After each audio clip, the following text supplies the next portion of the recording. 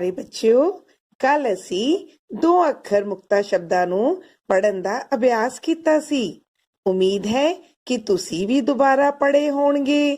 ਆਓ ਅੱਜ ਅਸੀਂ ਕੁਝ ਹੋਰ ਸ਼ਬਦ ਪੜ੍ਹਦੇ ਹਾਂ। ਜ ਲ ਜਲ। ਬੇਟਾ, ਪਾਣੀ ਨੂੰ ਜਲ ਵੀ ਕਹਿੰਦੇ ਹਨ। ਜਲ ਹੀ ਜੀਵਨ ਹੈ। ਤ ਲ ਤਲ। ਦੇਖੋ, ਇਸ ਚਾਹ ਵਾਲੇ ਭਾਂਡੇ ਦਾ ਤਲ ਕਿੰਨਾ ਭਾਰੀ ਹੈ। ਤਲ ਦਾ ਮਤਲਬ ਹੈ ਹੇਠਲਾ ਹਿੱਸਾ। ਥ ਲ ਥਲ। ਜ਼ਮੀਨ ਨੂੰ ਥਲ ਵੀ ਕਹਿੰਦੇ ਹਨ। ਸਾਡੀ ਥਲ ਸੈਨਾ ਬਹੁਤ ਬਹਾਦਰ ਹੈ। ਦ ਲ ਦਲ। ਤੁਸੀਂ ਖਬਰਾਂ ਵਿੱਚ ਦੇਖਿਆ ਹੋਣਾ, ਟਿੱਡੀ ਦਲ ਨੇ ਖੇਤਾਂ ਤੇ ਹਮਲਾ ਕਰ ਦਿੱਤਾ। ਦਲ ਤੋਂ ਭਾਵ ਹੈ ਸਮੂਹ। ਬ ਲ ਬਲ। ਸਾਰਿਆਂ ਨੇ ਮਿਲ ਕੇ ਬਲ ਲਗਾਇਆ, ਜ਼ੋਰ ਲਗਾਇਆ। ਹੁਣ ਅਸੀਂ ਪੈਰੀ ਬਿੰਦੀ ਵਾਲੇ ਅੱਖਰਾਂ ਤੋਂ ਬਣੇ ਸ਼ਬਦਾਂ ਦਾ ਅਭਿਆਸ ਕਰਾਂਗੇ। ਗ ਲ ਗਲ। ਬੱਚਿਓ, ਸਾਰੇ ਫਲ ਗਲ ਗਏ ਹਨ। ਫ ਲ ਫਲ। ਪਿਆਰੇ ਬੱਚਿਓ, ਖੂਬ ਫਲ ਖਾਇਆ ਕਰੋ, ਸਿਹਤ ਲਈ ਬੜੇ ਚੰਗੇ ਹੁੰਦੇ ਹਨ। ਹ ਲ ਹਲ। ਕਿਸਾਨ ਹਲ ਚਲਾ ਰਿਹਾ ਹੈ। ਅੱਜ ਕੱਲ੍ਹ ਲੋਹੇ ਦੇ ਹਲ ਆਉਂਦੇ ਹਨ ਜੋ ਟਰੈਕਟਰ ਦੇ ਪਿੱਛੇ ਲੱਗ ਜਾਂਦੇ ਨੇ। ਮ ਲ ਮਲ। ਹੱਥ ਸਾਬਣ ਨਾਲ ਮਲ ਕੇ ਧੋਇਆ ਕਰੋ ਬੱਚਿਓ, ਕਰੋਨਾ ਪੀਰੀਅਡ ਚੱਲ ਰਿਹਾ ਹੈ, ਪਤਾ ਹੈ ਨਾ। ਆਓ ਬੱਚਿਓ, ਹੁਣ ਲਿਖਣ ਦਾ ਅਭਿਆਸ ਕਰੀਏ। ਜ ਲ ਜਲ। ਤ ਲ ਤਲ। ਥ ਲ ਥਲ। ਦ ਲ ਦਲ। ਬ ਲ ਬਲ। ਮ ਲ ਮਲ। ਹ ਲ ਹਲ। ਬੱਚਿਓ, ਹੁਣ ਘਰ ਦਾ ਕੰਮ ਕਰਵਾਏ ਗਏ ਸ਼ਬਦਾਂ ਨੂੰ ਪੜ੍ਹਨਾ ਅਤੇ ਲਿਖਣਾ ਹੈ।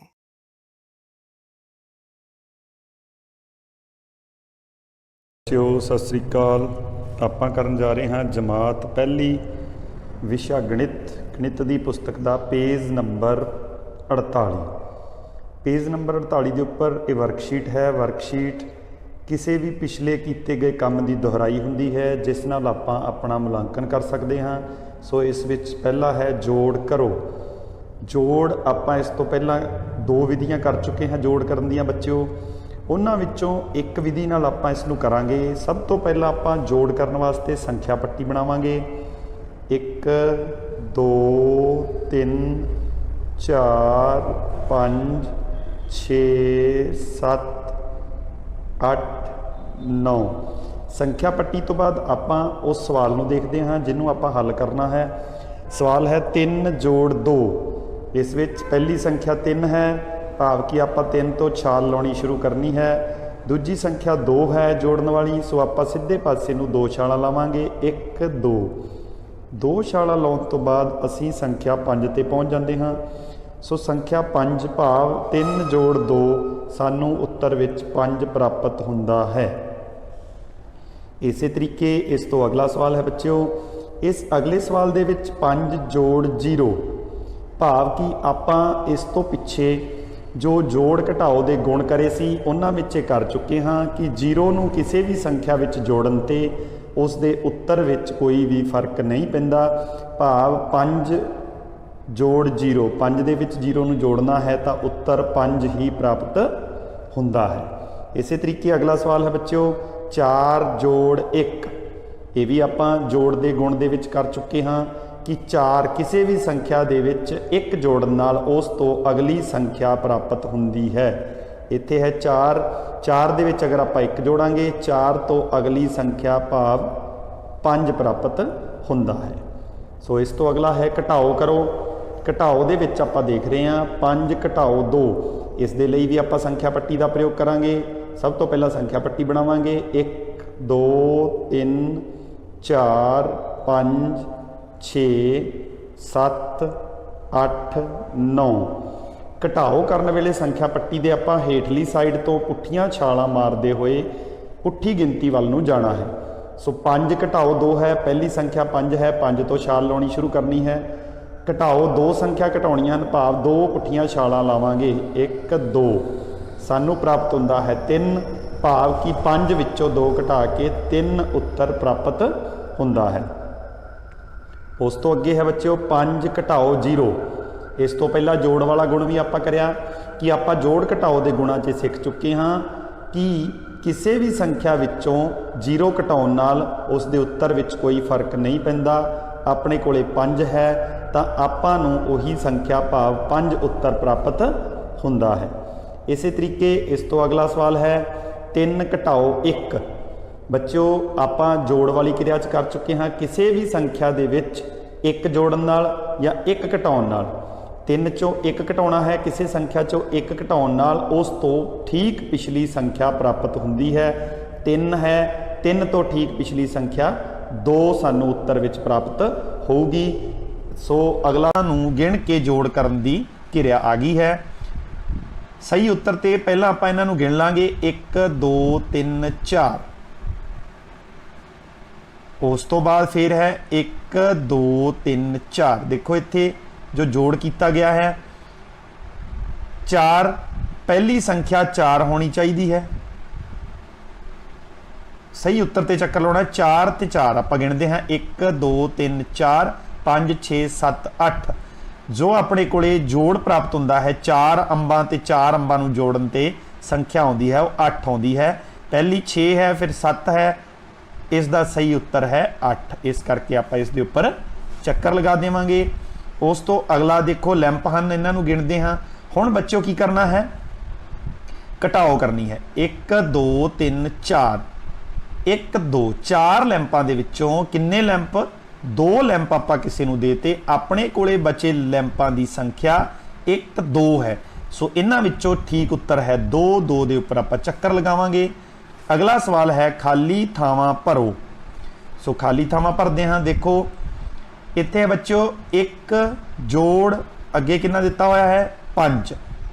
ਸੋ ਇਸ ਤਰੀਕੇ ਨਾਲ ਆਪਾਂ ਇਸ ਨੂੰ ਕਰਨਾ ਹੈ ਕਿ ਆਪਾਂ ਇੱਥੇ ਕਿਹੜੀ ਸੰਖਿਆ ਆਵੇ ਕਿ 5 ਆ ਜਾਏਗਾ। 1 ਤੋਂ ਬਾਅਦ ਕਿੰਨੀਆਂ ਛਲਾਂਗਾਂ ਲਾਈਏ, ਆਪਾਂ 1 ਤੋਂ ਬਾਅਦ 4 ਜੋੜਾਂਗੇ ਤਾਂ ਆਪਣੇ ਕੋਲੇ ਸੰਖਿਆ 5 ਪ੍ਰਾਪਤ ਹੁੰਦੀ ਹੈ। 3 ਅਗਰ ਆਪਾਂ 1 ਦੇ ਵਿੱਚ ਕਿੰਨੇ ਜੋੜ ਦਿਆਂਗੇ 2 ਜੋੜਾਂਗੇ ਤਾਂ ਸੰਖਿਆ ਪ੍ਰਾਪਤ ਕਿੰਨੀ ਹੁੰਦੀ ਹੈ 3। 1 ਦੇ ਵਿੱਚ ਕੀ ਜੋੜੀਏ 1 ਜੋੜੀਏ ਤਾਂ ਆਪਾਂ ਨੂੰ 2 ਆਉਂਦਾ ਹੈ।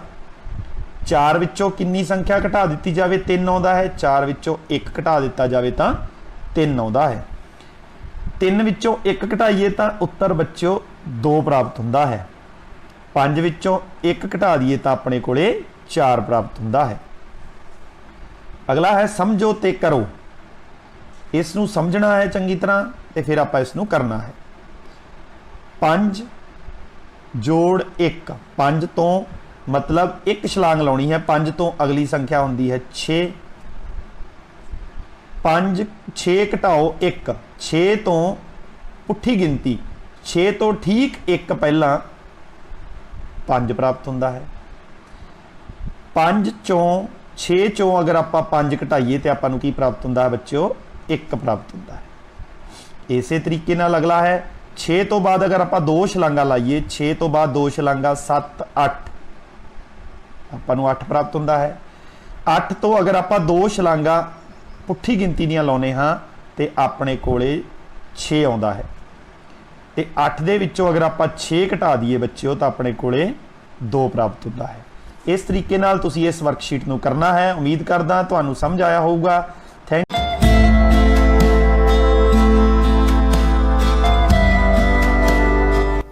Hello children, today I have an interesting activity for you. See, what is it? Yes, it's a slant line.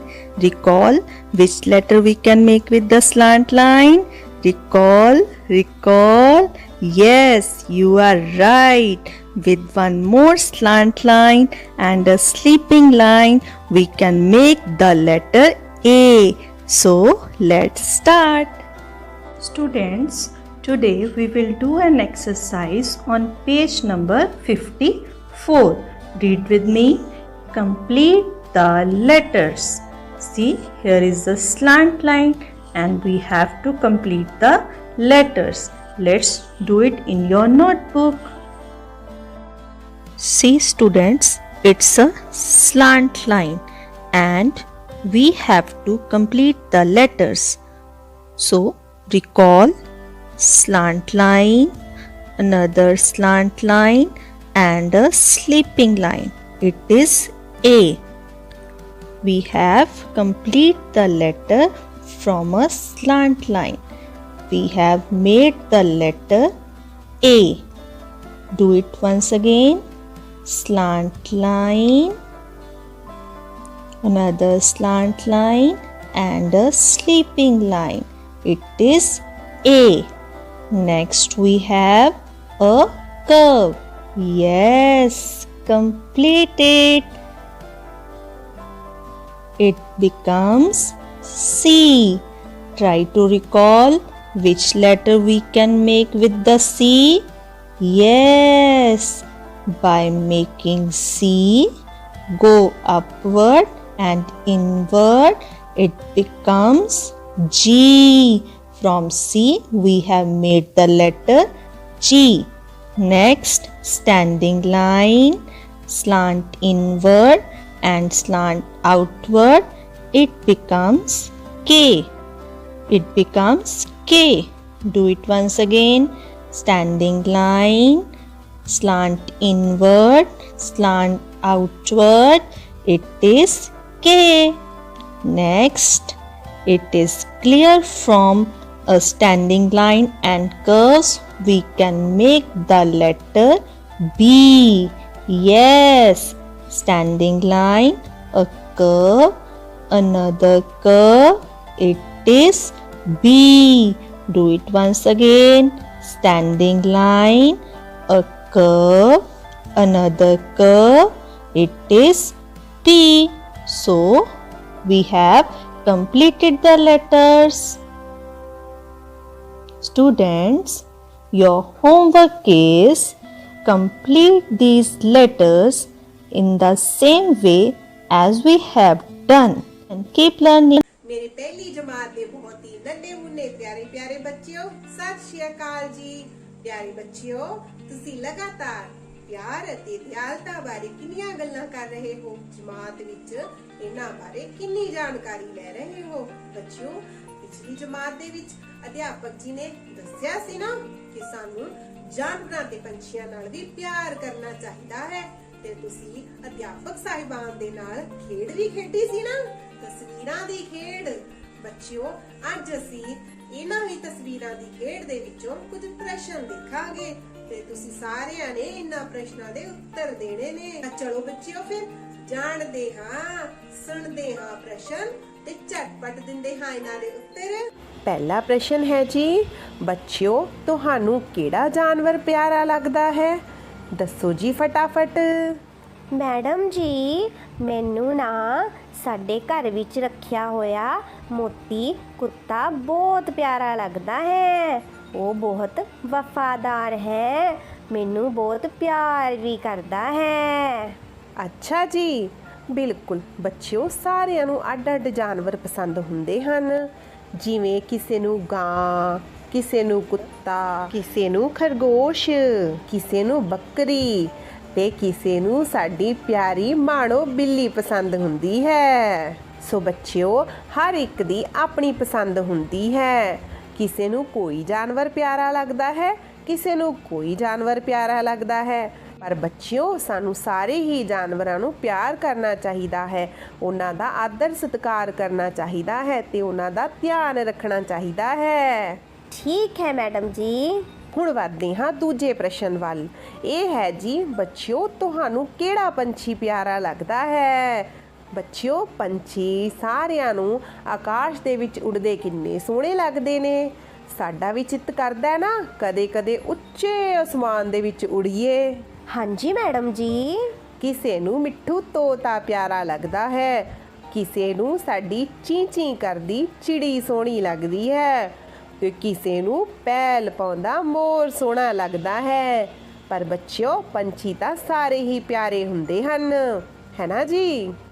ਅੱਗੇ ਪ੍ਰਸ਼ਨ ਹੈ ਜੀ, ਤੁਹਾਡੇ ਨਾਲ ਘਰ ਵਿੱਚ ਕਿਹੜਾ ਜਾਨਵਰ ਤੇ ਪੰਛੀ ਰਹਿੰਦਾ ਹੈ?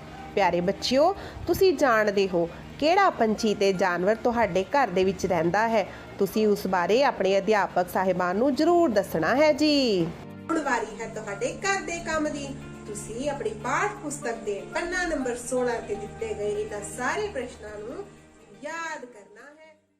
ਦੂਜੀ ਜਮਾਤ ਦੇ ਪਿਆਰੇ ਪਿਆਰੇ ਵਿਦਿਆਰਥੀਓ, ਸਤਿ ਸ਼੍ਰੀ ਅਕਾਲ। ਪਿਆਰੇ ਵਿਦਿਆਰਥੀਓ, ਅੱਜ ਦੀ ਪੰਜਾਬੀ ਦੀ ਆਨਲਾਈਨ ਜਮਾਤ ਵਿੱਚ ਤੁਹਾਡਾ ਸਭ ਦਾ ਬਹੁਤ-ਬਹੁਤ ਸਵਾਗਤ ਹੈ। ਪਿਆਰੇ ਵਿਦਿਆਰਥੀਓ, ਹੁਣ ਤੱਕ ਤੁਸੀਂ ਦੁੱਧ ਅੱਖਰ ਪੈਰੀ ਹਾਹਾ ਦੀ ਪਹਿਚਾਨ ਬਹੁਤ ਚੰਗੀ ਤਰ੍ਹਾਂ ਕਰ ਚੁੱਕੇ ਹੋ। ਮੈਨੂੰ ਉਮੀਦ ਹੈ ਕਿ ਤੁਸੀਂ ਪੈਰੀ ਹਾਹਾ ਲਗਾ ਕੇ ਸ਼ਬਦ ਬਣਾਉਣ ਦਾ ਅਭਿਆਸ ਬਹੁਤ ਚੰਗੀ ਤਰ੍ਹਾਂ ਕਰ ਲਿਆ ਹੈ। ਅੱਜ ਦਾ ਆਪਣਾ ਉਪਵਿਸ਼ਾ ਹੈ ਪੈਰੀ ਹਾਹਾ ਲਗਾ ਕੇ ਵਾਕ ਪੜੋ। ਤਾਂ ਚਲੋ ਜੀ, ਆਪਣੀ ਪੰਜਾਬੀ ਦੀ ਪਾਠ ਪੁਸਤਕ ਫਟਾਫਟ ਖੋਲ ਲਓ। ਦੱਸੋ ਪਿਆਰੇ ਬੱਚਿਓ, ਤਸਵੀਰ ਵਿੱਚ ਸਭ ਤੋਂ ਪਹਿਲਾਂ ਕੀ ਨਜ਼ਰ ਆ ਰਿਹਾ ਹੈ? ਹਾਂਜੀ, ਸ਼ਾਮ ਦਾ ਵੇਲਾ ਹੈ। ਦੁਬਾਰਾ ਸੁਣੋ ਬੱਚਿਓ, ਸ਼ਾਮ ਦਾ ਵੇਲਾ ਹੈ। ਦੇਖੋ ਬੱਚਿਓ, ਇਸ ਤਸਵੀਰ ਵਿੱਚ ਕੀ ਨਜ਼ਰ ਆ ਰਿਹਾ ਹੈ?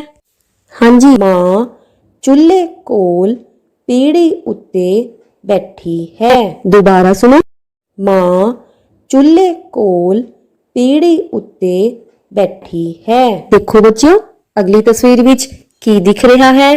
ਸਾਗ। ਹਾਂਜੀ, ਸਹੀ ਪਛਾਣਿਆ, ਸਾਗ। ਉਸਨੇ ਚੁੱਲ੍ਹੇ ਉੱਤੇ ਸਰੋਂ ਦਾ ਸਾਗ ਰਿੰਨਿਆ। ਦੁਬਾਰਾ ਸੁਣੋ, ਉਸਨੇ ਚੁੱਲ੍ਹੇ ਉੱਤੇ ਸਰੋਂ ਦਾ ਸਾਗ ਰਿੰਨਿਆ। ਹਾਂਜੀ, ਸਾਗ ਦੇ ਨਾਲ ਕੀ ਪਕਾਇਆ? ਮੱਕੀ ਦੀ ਰੋਟੀ। ਬਿਲਕੁਲ ਸਹੀ, ਮੱਕੀ ਦੀ ਰੋਟੀ ਵੀ ਪਕਾਈ। ਦੇਖੋ ਬੱਚਿਓ, ਸਾਗ ਦੇ ਨੇੜੇ ਹੀ ਕੀ ਦਿਖ ਰਿਹਾ ਹੈ? ਨੇੜੇ ਹੀ ਕਾੜ੍ਹਨੀ ਵਿੱਚ ਦੁੱਧ ਕੱਢ ਰਿਹਾ ਹੈ। ਨੇੜੇ ਹੀ ਕਾੜ੍ਹਨੀ ਵਿੱਚ ਦੁੱਧ ਕੱਢ ਰਿਹਾ ਹੈ। ਅਗਲੀ ਤਸਵੀਰ ਨੂੰ ਧਿਆਨ ਨਾਲ ਦੇਖੋ ਬੱਚਿਓ। ਮੈਂ ਮੂੜੇ ਉੱਤੇ ਬੈਠਾ ਰੋਟੀ ਖਾ ਰਿਹਾ ਹਾਂ। ਦੁਬਾਰਾ ਸੁਣੋ ਬੱਚਿਓ, ਮੈਂ ਮੂੜੇ ਉੱਤੇ ਬੈਠਾ ਰੋਟੀ ਖਾ ਰਿਹਾ ਹਾਂ। ਦੇਖੋ ਬੱਚਿਓ, ਅਗਲੀ ਤਸਵੀਰ ਵਿੱਚ ਕੀ ਦਿਖ ਰਿਹਾ ਹੈ? ਸਾਗ। ਬਿਲਕੁਲ ਸਹੀ, ਮੈਨੂੰ ਸਰੋਂ ਦਾ ਸਾਗ ਸਵਾਦ ਲੱਗਦਾ ਹੈ। ਆਓ ਬੱਚਿਓ, ਇਹਨਾਂ ਵਾਕਾਂ ਦੀ ਇੱਕ ਵਾਰੀ ਦੁਹਰਾਈ ਕਰ ਲਈਏ। ਸ਼ਾਮ ਦਾ ਵੇਲਾ ਹੈ। ਮਾਂ ਚੁੱਲ੍ਹੇ ਕੋਲ ਪੀੜੀ ਉੱਤੇ ਬੈਠੀ ਹੈ। ਉਸਨੇ ਚੁੱਲ੍ਹੇ ਉੱਤੇ ਸਰੋਂ ਦਾ ਸਾਗ ਰਿੰਨਿਆ।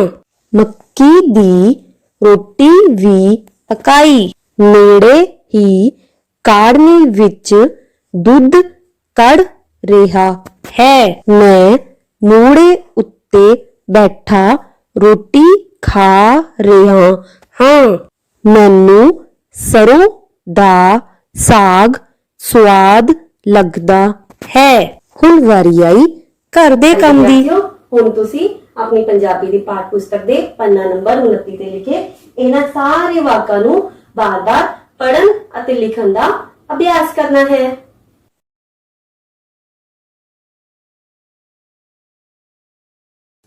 ਪਿਆਰੇ ਬੱਚੋ, ਅੱਜ ਅਸੀਂ ਵਸਤੂਆਂ ਤੇ ਕਰੰਸੀ ਨੋਟਾਂ ਦੀ ਮਦਦ ਨਾਲ ਜੋੜ ਦੇ ਗੁਣਾਂ ਬਾਰੇ ਸਿੱਖਾਂਗੇ। ਪਿਆਰੇ ਬੱਚੋ, ਬਿੰਨੀ ਕੋਲ 4 ਪੈਨ ਹਨ। ਉਸ ਦੀ ਮੰਮੀ ਨੇ ਉਸ ਨੂੰ 2 ਪੈਨ ਹੋਰ ਦੇ ਦਿੱਤੇ। ਆਓ ਬੱਚੋ, ਹੁਣ ਦੇਖਦੇ ਹਾਂ ਉਸ ਕੋਲ ਕਿੰਨੇ ਪੈਨ ਹਨ। 1 2 3 4 5 6। ਉਸ ਕੋਲ ਹੁਣ 6 ਪੈਨ ਹਨ। 4 जमा 2 बराबर 6। ਪਿਆਰੇ ਬੱਚੋ ਬਿੰਨੀ ਕੋਲ ਹੁਣ 2 ਪੈਨ ਹਨ। ਉਸ ਦੀ ਮੰਮੀ ਨੇ ਉਸ ਨੂੰ 4 ਪੈਨ ਹੋਰ ਦੇ ਦਿੱਤੇ। ਆਓ ਹੁਣ ਦੇਖਦੇ ਹਾਂ ਉਸ ਕੋਲ ਕਿੰਨੇ ਪੈਨ ਹਨ। 1 2 3 4 5 6 ਉਸ ਕੋਲ 6 ਪੈਨ ਹਨ। 2 ਜਮਾ 4 ਬਰਾਬਰ 6। ਪਿਆਰੇ ਬੱਚੋ ਅਸੀਂ ਦੇਖਦੇ ਹਾਂ ਰਕਮਾਂ ਦੀ ਤਰਤੀਬ ਬਦਲਣ ਨਾਲ ਜੋੜਫਲ ਵਿੱਚ ਕੋਈ ਫਰਕ ਨਹੀਂ ਪੈਂਦਾ। 4 ਚਾਹੇ ਅੱਗੇ ਹੋਵੇ ਜਾਂ ਫਿਰ ਪਿੱਛੇ ਹੋਵੇ ਜੋੜਫਲ ਉਹੀ ਰਹਿੰਦਾ ਹੈ। 2 ਚਾਹੇ ਪਿੱਛੇ ਹੋਵੇ ਜਾਂ ਅੱਗੇ ਹੋਵੇ ਜੋੜਫਲ ਉਹੀ ਰਹਿੰਦਾ ਹੈ। ਬਿੰਨੀ ਔਰ ਬਿੰਨੀ ਕੋਲ ਦੋਨਾਂ ਕੋਲ ਹੀ 6 ਪੈਨ ਹਨ। 6 ਬਰਾबर 6। 4 ਜਮਾ 2 ਬਰਾबर 2 ਜਮਾ 4। ਆਓ ਬੱਚੋ ਹੁਣ ਅਸੀਂ ਇਹਨਾਂ ਸਵਾਲਾਂ ਨੂੰ ਹੱਲ ਕਰਦੇ ਹਾਂ। 4 ਜਮਾ 2 ਬਰਾबर 2 ਜਮਾ, ਹਾਂਜੀ ਬੱਚੋ ਕੀ ਉੱਤਰ ਆਵੇਗਾ? ਹਾਂਜੀ ਇਸ ਦਾ ਉੱਤਰ ਆਵੇਗਾ 4। 3 ਜਮਾ 2 ਬਰਾबर 2 ਜਮਾ, ਹਾਂਜੀ ਬੱਚੋ ਸ਼ਾਬਾਸ਼, ਇਸ ਵਿੱਚ ਆਵੇਗਾ 3। ਪਿਆਰੇ ਬੱਚੋ ਮਿੰਨੀ ਕੋਲ 2 ਰੁਪਏ ਹਨ ਔਰ ਉਸ ਦੀ ਮੰਮੀ ਨੇ ਉਸ ਨੂੰ 1 ਰੁਪਇਆ ਹੋਰ ਦੇ ਦਿੱਤਾ। ਆਓ ਹੁਣ ਦੇਖਦੇ ਹਾਂ ਉਸ ਕੋਲ ਕਿੰਨੇ ਰੁਪਏ ਹਨ। 1 2 3 ਉਸ ਕੋਲ ਬੱਚੋ ਹੁਣ 3 ਰੁਪਏ ਹਨ। 2 ਜਮਾ 1 ਬਰਾबर 3। ਬੱਚੋ ਬਿੰਨੀ ਕੋਲ 3 ਰੁਪਏ ਹਨ ਔਰ ਉਸ ਦੀ ਮੰਮੀ ਨੇ ਉਸ ਨੂੰ 1 ਰੁਪਇਆ ਹੋਰ ਦੇ ਦਿੱਤਾ। ਆਓ ਹੁਣ ਦੇਖਦੇ ਹਾਂ ਉਸ ਕੋਲ ਕਿੰਨੇ ਰੁਪਏ ਹੋ ਗਏ। 1 2 3 4 ਬੱਚੋ ਉਸ ਕੋਲ ਹੁਣ 4 ਰੁਪਏ ਹਨ। 3 ਜਮਾ 1 ਬਰਾबर 4। ਪਿਆਰੇ ਬੱਚੋ ਕਿਸੇ ਵੀ ਸੰਖਿਆ ਵਿੱਚ 1 ਜੋੜਨ ਨਾਲ ਅਗਲੀ ਸੰਖਿਆ ਪ੍ਰਾਪਤ ਹੋ ਜਾਂਦੀ ਹੈ। ਜਿਵੇਂ 2 ਜਮਾ 1 ਬਰਾबर 3। 3 ਜਮਾ 1 ਬਰਾबर 4। ਪਿਆਰੇ ਬੱਚੋ ਆਓ ਹੁਣ ਅਸੀਂ ਇਹਨਾਂ ਸਵਾਲਾਂ ਨੂੰ ਹੱਲ ਕਰਦੇ ਹਾਂ। 4 ਜਮਾ 1 ਬਰਾबर, ਹਾਂਜੀ ਬੱਚੋ ਕੀ ਆਵੇਗਾ? ਸ਼ਾਬਾਸ਼, ਇਸ ਵਿੱਚ ਆਵੇਗਾ 5। 5 ਜਮਾ 1 ਬਰਾबर, ਹਾਂਜੀ ਬੱਚੋ ਕੀ ਉੱਤਰ ਆਵੇਗਾ? ਹਾਂਜੀ ਇਸ ਵਿੱਚ ਆਵੇਗਾ 6। ਪਿਆਰੇ ਬੱਚੋ ਮਿੰਨੀ ਕੋਲ 2 ਅੰਬ ਹਨ। ਹੁਣ ਉਸ ਦੀ ਮੰਮੀ ਨੇ ਉਸ ਨੂੰ ਹੋਰ ਕੋਈ ਅੰਬ ਨਹੀਂ ਦਿੱਤਾ। ਆਓ ਹੁਣ ਦੇਖਦੇ ਹਾਂ ਉਸ ਕੋਲ ਕਿੰਨੇ ਅੰਬ ਹਨ। 1 2 ਉਸ ਕੋਲ ਬੱਚੋ 2 ਅੰਬ ਹਨ। 2 ਜਮਾ 0 ਬਰਾबर 2। ਦੇਖੋ ਬੱਚੋ ਬਿੰਨੀ ਕੋਲ 3 ਅੰਬ ਹਨ। ਹੁਣ ਉਸ ਦੀ ਮੰਮੀ ਨੇ ਉਸ ਨੂੰ ਵੀ ਕੋਈ ਹੋਰ ਅੰਬ ਨਹੀਂ ਦਿੱਤਾ। ਆਓ ਹੁਣ ਦੇਖਦੇ ਹਾਂ ਉਸ ਕੋਲ ਕਿੰਨੇ ਅੰਬ ਹਨ। 1 2 3 ਬੱਚੋ ਉਸ ਕੋਲ ਹੁਣ 3 ਅੰਬ ਹਨ। 3 ਜਮਾ 0 ਬਰਾबर 3। ਪਿਆਰੇ ਬੱਚੋ ਅਸੀਂ ਦੇਖਦੇ ਹਾਂ ਕਿਸੇ ਵੀ ਸੰਖਿਆ ਵਿੱਚ 0 ਜੋੜਨ ਨਾਲ ਜੋੜਫਲ ਉਹੀ ਰਹਿੰਦਾ ਹੈ, ਉਸ ਵਿੱਚ ਕੋਈ ਫਰਕ ਨਹੀਂ ਪੈਂਦਾ। ਜਿਵੇਂ 2 ਜਮਾ 0 ਬਰਾबर 2, 3 ਜਮਾ 0 ਬਰਾबर 3। ਬੱਚੋ ਹੁਣ ਅਸੀਂ ਇਹਨਾਂ ਸਵਾਲਾਂ ਨੂੰ ਹੱਲ ਕਰਦੇ ਹਾਂ। 1 ਜਮਾ 0 ਬਰਾबर, ਸ਼ਾਬਾਸ਼ ਬੱਚੋ ਕੀ ਆਵੇਗਾ? ਹਾਂਜੀ ਇਸ ਵਿੱਚ ਆਵੇਗਾ 1। 5 ਜਮਾ 0 ਬਰਾबर, ਹਾਂਜੀ ਬੇਟਾ ਕੀ ਉੱਤਰ ਆਵੇਗਾ? ਇਸ ਦਾ ਉੱਤਰ ਹੈ 5। ਪਿਆਰੇ ਬੱਚੋ ਹੁਣ ਤੁਸੀਂ ਵੀ ਇਹਨਾਂ ਗੁਣਾਂ ਦੀ ਦੁਹਰਾਈ ਕਰਨਾ ਤੇ ਘਰ ਦਾ ਕੰਮ ਆਪਣੀ ਕਾਪੀਆਂ ਤੇ ਸੋਹਣਾ ਸੋਹਣਾ ਕਰਨਾ। ਧੰਨਵਾਦ।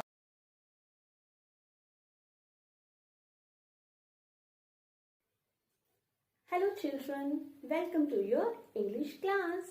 Look at this. What do you see? Ma'am, this is a pen. Yes, you are right. This is a pen and we write as pen, pen. Children, today I will show you some pictures and you will tell me their names. This exercise is given at page number 40 of your textbook. Give the correct word for the picture. Dear children, we have also given some options which will help us to find the words for the given pictures. Here is our first picture. Look, what is this? Ma'am, it is a peg. Yes, you are right. We write as egg, peg. You can see the word peg in the options. Let's write egg, peg. Look at the next picture. Ma'am, it is leg. It is written here. L, egg, leg. Very good. Let's write L, egg, leg. The next one is, Ma'am, it is red. yes, it is here in the given options and we write as R at red. Now come to the next picture. What do you see? Ma'am, it shows a man. No, Simi, look carefully. There are two. So we will say men. When one, we say man. But when more than one, we say men. The word man is here in the options. Let's write ma and men. Come to the next picture. Ma'am, it is a hen. Very good. How do we write it? Hen, hen. Yes, this is the correct option for the given picture. Let's write down her and hen. Look at the next one. Ma'am, it is a pet. Pet, pet. That's good. Let's write per at pet. And the last one is, yes, it shows vet. At vet. Children, this was all for today. Now it's time to note down your homework. Do this exercise in your textbooks.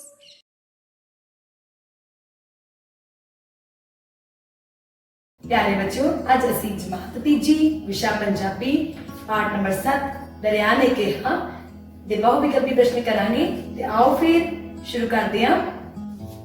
हाँ जी बच्चों, पहला प्रश्न है लकड़ा कट्टण वाले नूं की कहा जाता है। इस दे भी सानू 4 उत्तर दिते गए हैं। पहला है शिकारी, दूसरा है लकड़हारा, ईड़ी भाग ते सन दिता गया है धोबी ते सस्सा है मोची। सो इन्हां विचों किहड़ा सही उत्तर होएगा? दरिया ने कहा कहानी दे विच तुसी चंगी तरह पढ़िया है कि बिरखू नाम दा एक लकड़हारा सी जो कि जंगल विच लकड़ां कट्टण जाया करदा सी। सो इस दा उत्तर आएगा एड़ा लकड़हारा। तुसी लकड़हारा ते टिक दा निशान लगाउणा है। हाँ जी बच्चों, अगला प्रश्न है बिरखू दी कुहाड़ी किथे डिग गई सी। इस दे भी सानू 4 उत्तर दिते गए हैं। ऊड़ा नदी विच, एड़ा खूह विच, ईड़ी समुद्र विच ते सस्सा दरिया विच। प्यारे बच्चों, कहानी पढ़ के तुहानू उत्तर पता लग ही गया होगा। हाँ जी, सस्सा भाग दरिया विच ते असी टिक दा निशान लगा देना है। बिरखू दी कुहाड़ी दरिया विच डिग गई सी। हाँ जी प्यारे बच्चों, अगला प्रश्न है धरती नू हरा भरा रखने लई सानू की करना चाहिए है। इस दे भी सानू 4 उत्तर दिते गए हैं। पहला है धरती नू हरा रंग करना चाहिए है, दूसरा है घाह लगाना चाहिए है, तीसरा है रुख लगाने चाहिए हैं ते चौथा है सानू कुछ भी नहीं करना चाहिए। सो प्यारे बच्चों, तुसी अपनी स्क्रीन पे ये 4 उत्तर देख रहे हो ते मन विच तुसी इस दा उत्तर सोच भी लिया होगा कि धरती नू हरा भरा रखने लई सानू की करना चाहिए है। हाँ जी, रुख लगाने चाहिए हैं। ईड़ी भाग रुख लगाने चाहिए हैं ते तुसी टिक दा निशान लगा देना है। हाँ जी बच्चों, अगला प्रश्न है जंगल सानू की दिंदे हैं। इस दे भी सानू 4 उत्तर दिते गए हैं। ऊड़ा लकड़, एड़ा साफ हवा, ईड़ी जड़ियां बूटियां ते सस्सा है ये सब कुछ। सो प्यारे बच्चों, जंगल साडे जीवन विच बहुत महत्वता रखते हैं। इस करके जंगलों तो सानू बहुत सारे लाभ हैं जिन्हां विच लकड़, साफ हवा अते जड़ियां बूटियां भी आउंदे हैं। सो असी इस दे उत्तर वजों सस्सा भाग ये सब कुछ ते टिक दा निशान लगावांगे। जंगल सानू लकड़, साफ हवा अते जड़ियां बूटियां ये तीनों चीजां ही दिंदे हैं। हाँ जी बच्चों, अगला प्रश्न है जिवें रुख तो रुखां उसे तरह लकड़ तो। प्यारे बच्चों, तुसी देख रहे हो कि तुहाडी स्क्रीन ते एक प्रश्न चिन्ह दिखाई दे रहा है। इसका भाव है लकड़ का उत्तर की आएगा। आओ फिर दिते हुए उत्तर पढ़ते हैं। पहला उत्तर है लकड़ियां, दूसरा है लकड़ा, तीसरा है लकड़ी ते चौथा है लकड़े। आओ फिर इन्हां विचों सही उत्तर लभीए। जिवें रुख तो रुखां उसे तरह लकड़ तो लकड़ा। ਸੋ ਐੜਾ ਪਾਰ ਤੁਸੀਂ ਲੱਕੜਾਂ ਤੇ ਟਿਕ ਲਗਾ ਦੇਣੀ ਹੈ। ਪਿਆਰੇ ਬੱਚਿਓ, ਇਹ ਸਨ ਬਹੁ ਵਿਕਲਪੀ ਪ੍ਰਸ਼ਨ। ਉਮੀਦ ਹੈ ਕਿ ਤੁਹਾਨੂੰ ਸਮਝ ਆ ਗਏ ਹੋਣਗੇ। ਹੁਣ ਤੁਸੀਂ ਇਹ ਸਾਰੇ ਪ੍ਰਸ਼ਨ ਘਰ ਦੇ ਕੰਮ ਵਜੋਂ ਆਪਣੀ ਕਾਪੀ ਤੇ ਲਿਖਣੇ ਹਨ ਅਤੇ ਯਾਦ ਕਰਨੇ ਹਨ।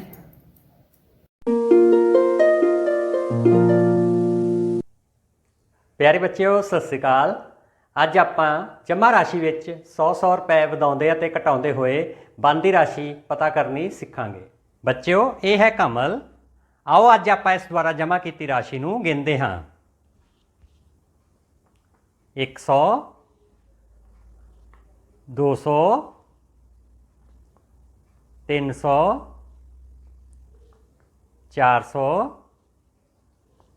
410, 420, 430, 440, 450, 451, 452, 453,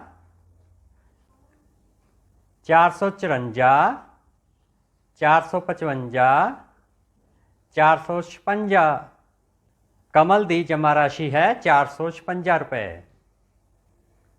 ਬੱਚਿਓ, ਅੱਜ ਕਮਲ ਦਾ ਜਨਮ ਦਿਨ ਹੈ। ਉਸ ਦੇ ਪਿਤਾ ਜੀ ਨੇ ਉਸ ਨੂੰ 100 ਰੁਪਏ ਹੋਰ ਦਿੱਤੇ।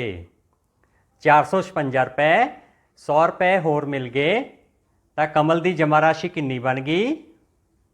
ਹਾਂਜੀ ਬੱਚਿਓ, 556 ਰੁਪਏ। ਕਮਲ ਦੇ ਮੰਮੀ ਜੀ ਨੇ ਵੀ ਉਸ ਨੂੰ 100 ਰੁਪਏ ਹੋਰ ਦਿੱਤੇ। 556 ਰੁਪਏ 100 ਹੋਰ ਮਿਲ ਗਏ ਤਾਂ ਬੱਚਿਓ ਕਮਲ ਦੀ ਜਮ੍ਹਾਂ ਰਾਸ਼ੀ ਕਿੰਨੀ ਬਣ ਗਈ? ਹਾਂਜੀ, ਸ਼ਾਬਾਸ਼, 656 ਰੁਪਏ। ਕਮਲ ਦੇ ਚਾਚਾ ਜੀ ਨੇ ਵੀ ਉਸ ਨੂੰ 100 ਰੁਪਏ ਹੋਰ ਦਿੱਤੇ।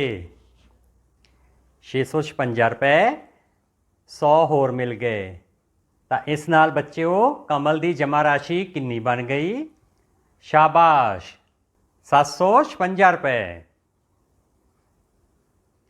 ਬੱਚਿਓ, ਕਮਲ ਦੀ ਜਮ੍ਹਾਂ ਰਾਸ਼ੀ 756 ਰੁਪਏ ਹੋ ਗਈ। ਉਸਨੇ 100 ਰੁਪਏ ਆਪਣੇ ਛੋਟੇ ਭਰਾ ਨੂੰ ਦੇ ਦਿੱਤੇ। 756 ਰੁਪਏ ਵਿੱਚੋਂ 100 ਰੁਪਏ ਦੇ ਦਿੱਤੇ ਤਾਂ ਬੱਚਿਓ ਕਮਲ ਦੀ ਜਮ੍ਹਾਂ ਰਾਸ਼ੀ ਕਿੰਨੀ ਰਹਿ ਗਈ? ਹਾਂਜੀ, 656 ਰੁਪਏ। ਪਿਆਰੇ ਬੱਚਿਓ, 1 ਮਹੀਨੇ ਬਾਅਦ ਕਮਲ ਦੀ ਸਹੇਲੀ ਦਾ ਜਨਮ ਦਿਨ ਆ ਗਿਆ। ਉਸਨੇ ਆਪਣੀ ਸਹੇਲੀ ਲਈ 100 ਰੁਪਏ ਦਾ ਗਿਫਟ ਖਰੀਦਿਆ। ਕਮਲ ਕੋਲ 656 ਰੁਪਏ ਸਨ।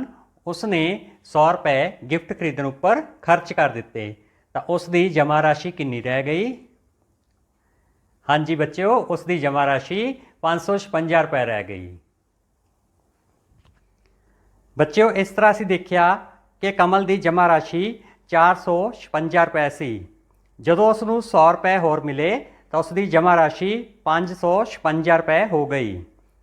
ਫਿਰ ਉਸ ਨੂੰ 100 ਰੁਪਏ ਹੋਰ ਮਿਲੇ ਤਾਂ ਉਸ ਦੀ ਜਮ੍ਹਾਂ ਰਾਸ਼ੀ 656 ਰੁਪਏ ਹੋ ਗਈ। 100 ਰੁਪਏ ਹੋਰ ਮਿਲਣ 'ਤੇ ਕਮਲ ਦੀ ਜਮ੍ਹਾਂ ਰਾਸ਼ੀ 756 ਰੁਪਏ ਹੋ ਗਈ। ਜਦੋਂ ਉਸਨੇ ਆਪਣੀ ਜਮ੍ਹਾਂ ਰਾਸ਼ੀ ਵਿੱਚੋਂ 100 ਰੁਪਏ ਕੱਢ ਦਿੱਤੇ ਤਾਂ ਉਸ ਦੀ ਜਮ੍ਹਾਂ ਰਾਸ਼ੀ 656 ਰੁਪਏ ਰਹਿ ਗਈ। ਫਿਰ ਉਸਨੇ ਆਪਣੀ ਜਮ੍ਹਾਂ ਰਾਸ਼ੀ ਵਿੱਚੋਂ 100 ਰੁਪਏ ਖਰਚ ਕਰ ਦਿੱਤੇ ਤਾਂ ਉਸ ਦੀ ਜਮ੍ਹਾਂ ਰਾਸ਼ੀ 556 ਰੁਪਏ ਰਹਿ ਗਈ। ਇਸ ਤਰ੍ਹਾਂ ਬੱਚਿਓ, ਜਦੋਂ ਕਮਲ ਨੂੰ ਕੋਈ ਰੁਪਏ ਦਿੰਦਾ ਹੈ ਤਾਂ ਉਸ ਦੀ ਜਮ੍ਹਾਂ ਰਾਸ਼ੀ ਵੱਧ ਜਾਂਦੀ ਹੈ, ਪਰ ਜਦੋਂ ਕਮਲ ਆਪਣੀ ਜਮ੍ਹਾਂ ਰਾਸ਼ੀ ਵਿੱਚੋਂ ਰੁਪਏ ਕੱਢਦੀ ਹੈ ਤਾਂ ਉਸ ਦੀ ਜਮ੍ਹਾਂ ਰਾਸ਼ੀ ਘਟ ਜਾਂਦੀ ਹੈ। ਬੱਚਿਓ, ਘਰ ਦੇ ਕੰਮ ਵਿੱਚ ਤੁਸੀਂ ਆਪਣੇ ਵੱਲੋਂ ਬਣਾਈ ਕਾਗਜ਼ ਦੀ ਕਰੰਸੀ ਦੀ ਵਰਤੋਂ ਕਰਦੇ ਹੋਏ ਜਮ੍ਹਾਂ ਰਾਸ਼ੀ ਵਿੱਚ ਵਾਰ-ਵਾਰ 100 ਰੁਪਏ ਵਧਾਉਣ ਅਤੇ ਘਟਾਉਣ ਨਾਲ ਬਣਦੀ ਰਾਸ਼ੀ ਪਤਾ ਕਰਨੀ ਹੈ ਅਤੇ ਇਸ ਨੂੰ ਆਪਣੀ ਕਾਪੀ ਉੱਪਰ ਵੀ ਲਿਖਣਾ ਹੈ। ਧੰਨਵਾਦ।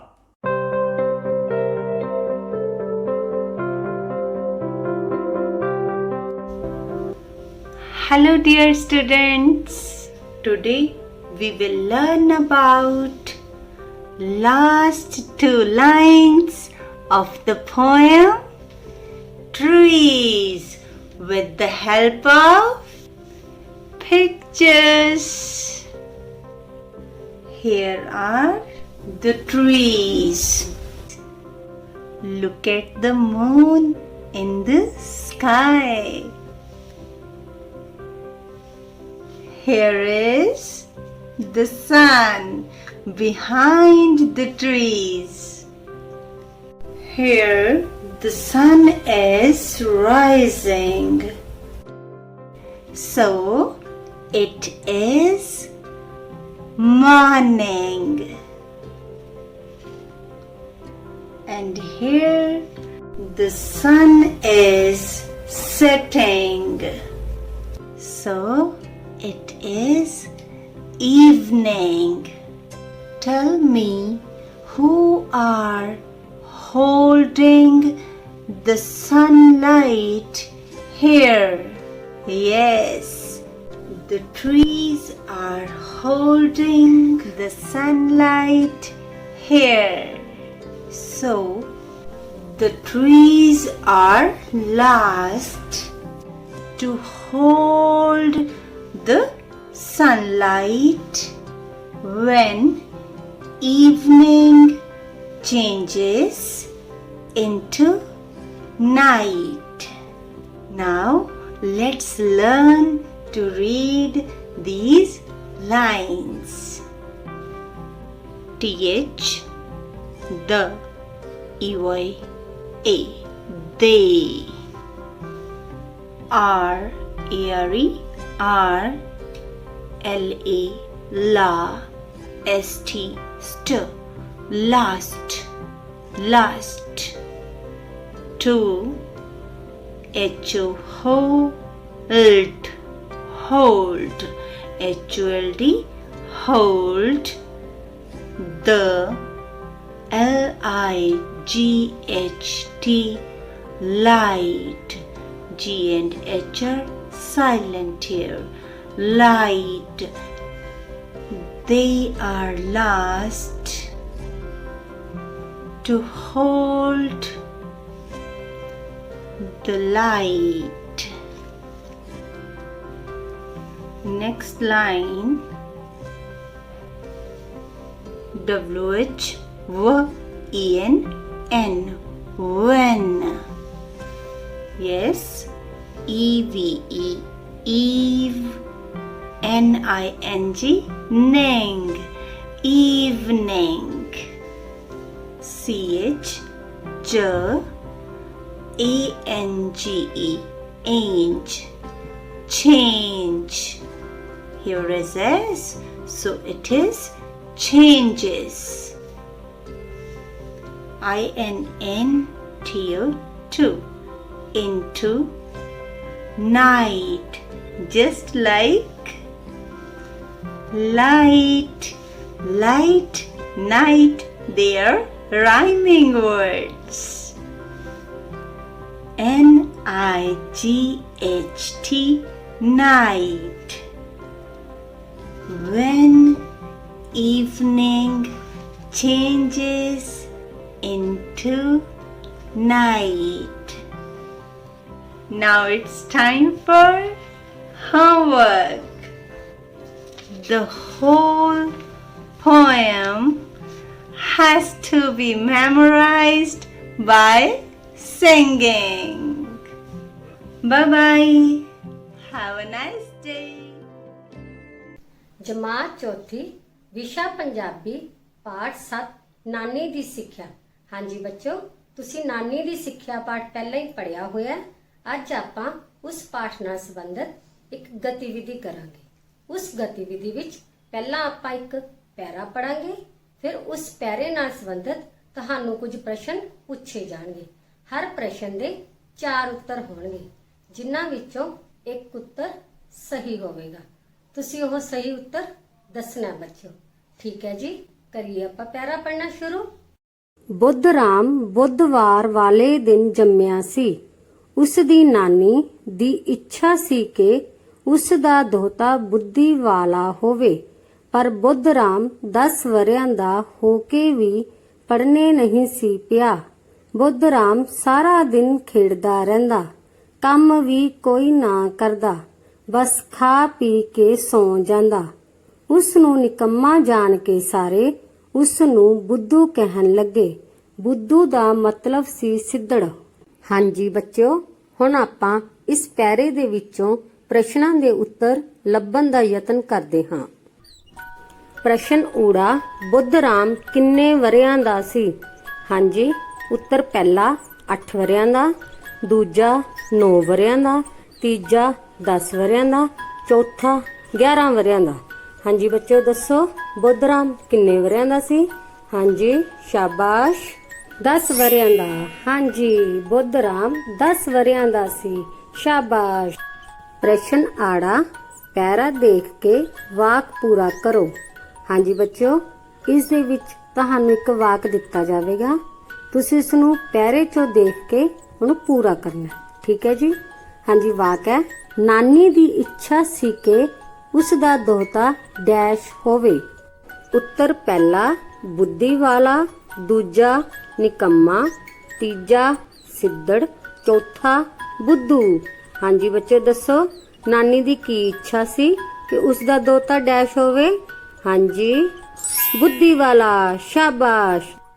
ਪ੍ਰਸ਼ਨ ਈੜੀ, ਇਹਨਾਂ ਵਿੱਚੋਂ ਕਿਹੜਾ ਸ਼ਬਦ ਬੁੱਧੂ ਸ਼ਬਦ ਨਾਲ ਮੇਲ ਨਹੀਂ ਖਾਂਦਾ? ਉੱਤਰ ਪਹਿਲਾ ਨਿਕੰਮਾ, ਦੂਜਾ ਸਿੱਧੜ, ਤੀਜਾ ਬੁੱਧੂ, ਚੌਥਾ ਬੁੱਧੀ ਵਾਲਾ। ਹਾਂਜੀ ਬੱਚਿਓ, ਦੱਸੋ ਕਿਹੜਾ ਸ਼ਬਦ ਬੁੱਧੂ ਸ਼ਬਦ ਨਾਲ ਮੇਲ ਨਹੀਂ ਖਾਂਦਾ? ਹਾਂਜੀ, ਸ਼ਾਬਾਸ਼, ਦੱਸੋ ਬੁੱਧੀ ਵਾਲਾ। ਹਾਂਜੀ, ਬੁੱਧੀ ਵਾਲਾ ਸ਼ਬਦ ਬੁੱਧੂ ਦਾ ਉਲਟ ਹੈ। ਹਾਂਜੀ ਬੱਚਿਓ, ਪ੍ਰਸ਼ਨ ਸੱਸਾ ਸਹੀ ਸ਼ਬਦ ਜੋੜ ਚੁਣੋ। ਉੱਤਰ ਪਹਿਲਾ ਸਿੱਧੜ, ਦੂਜਾ ਸਿੱਧੜ, ਤੀਜਾ ਸਿੱਧਰ, ਚੌਥਾ ਸਿੱਧਰ।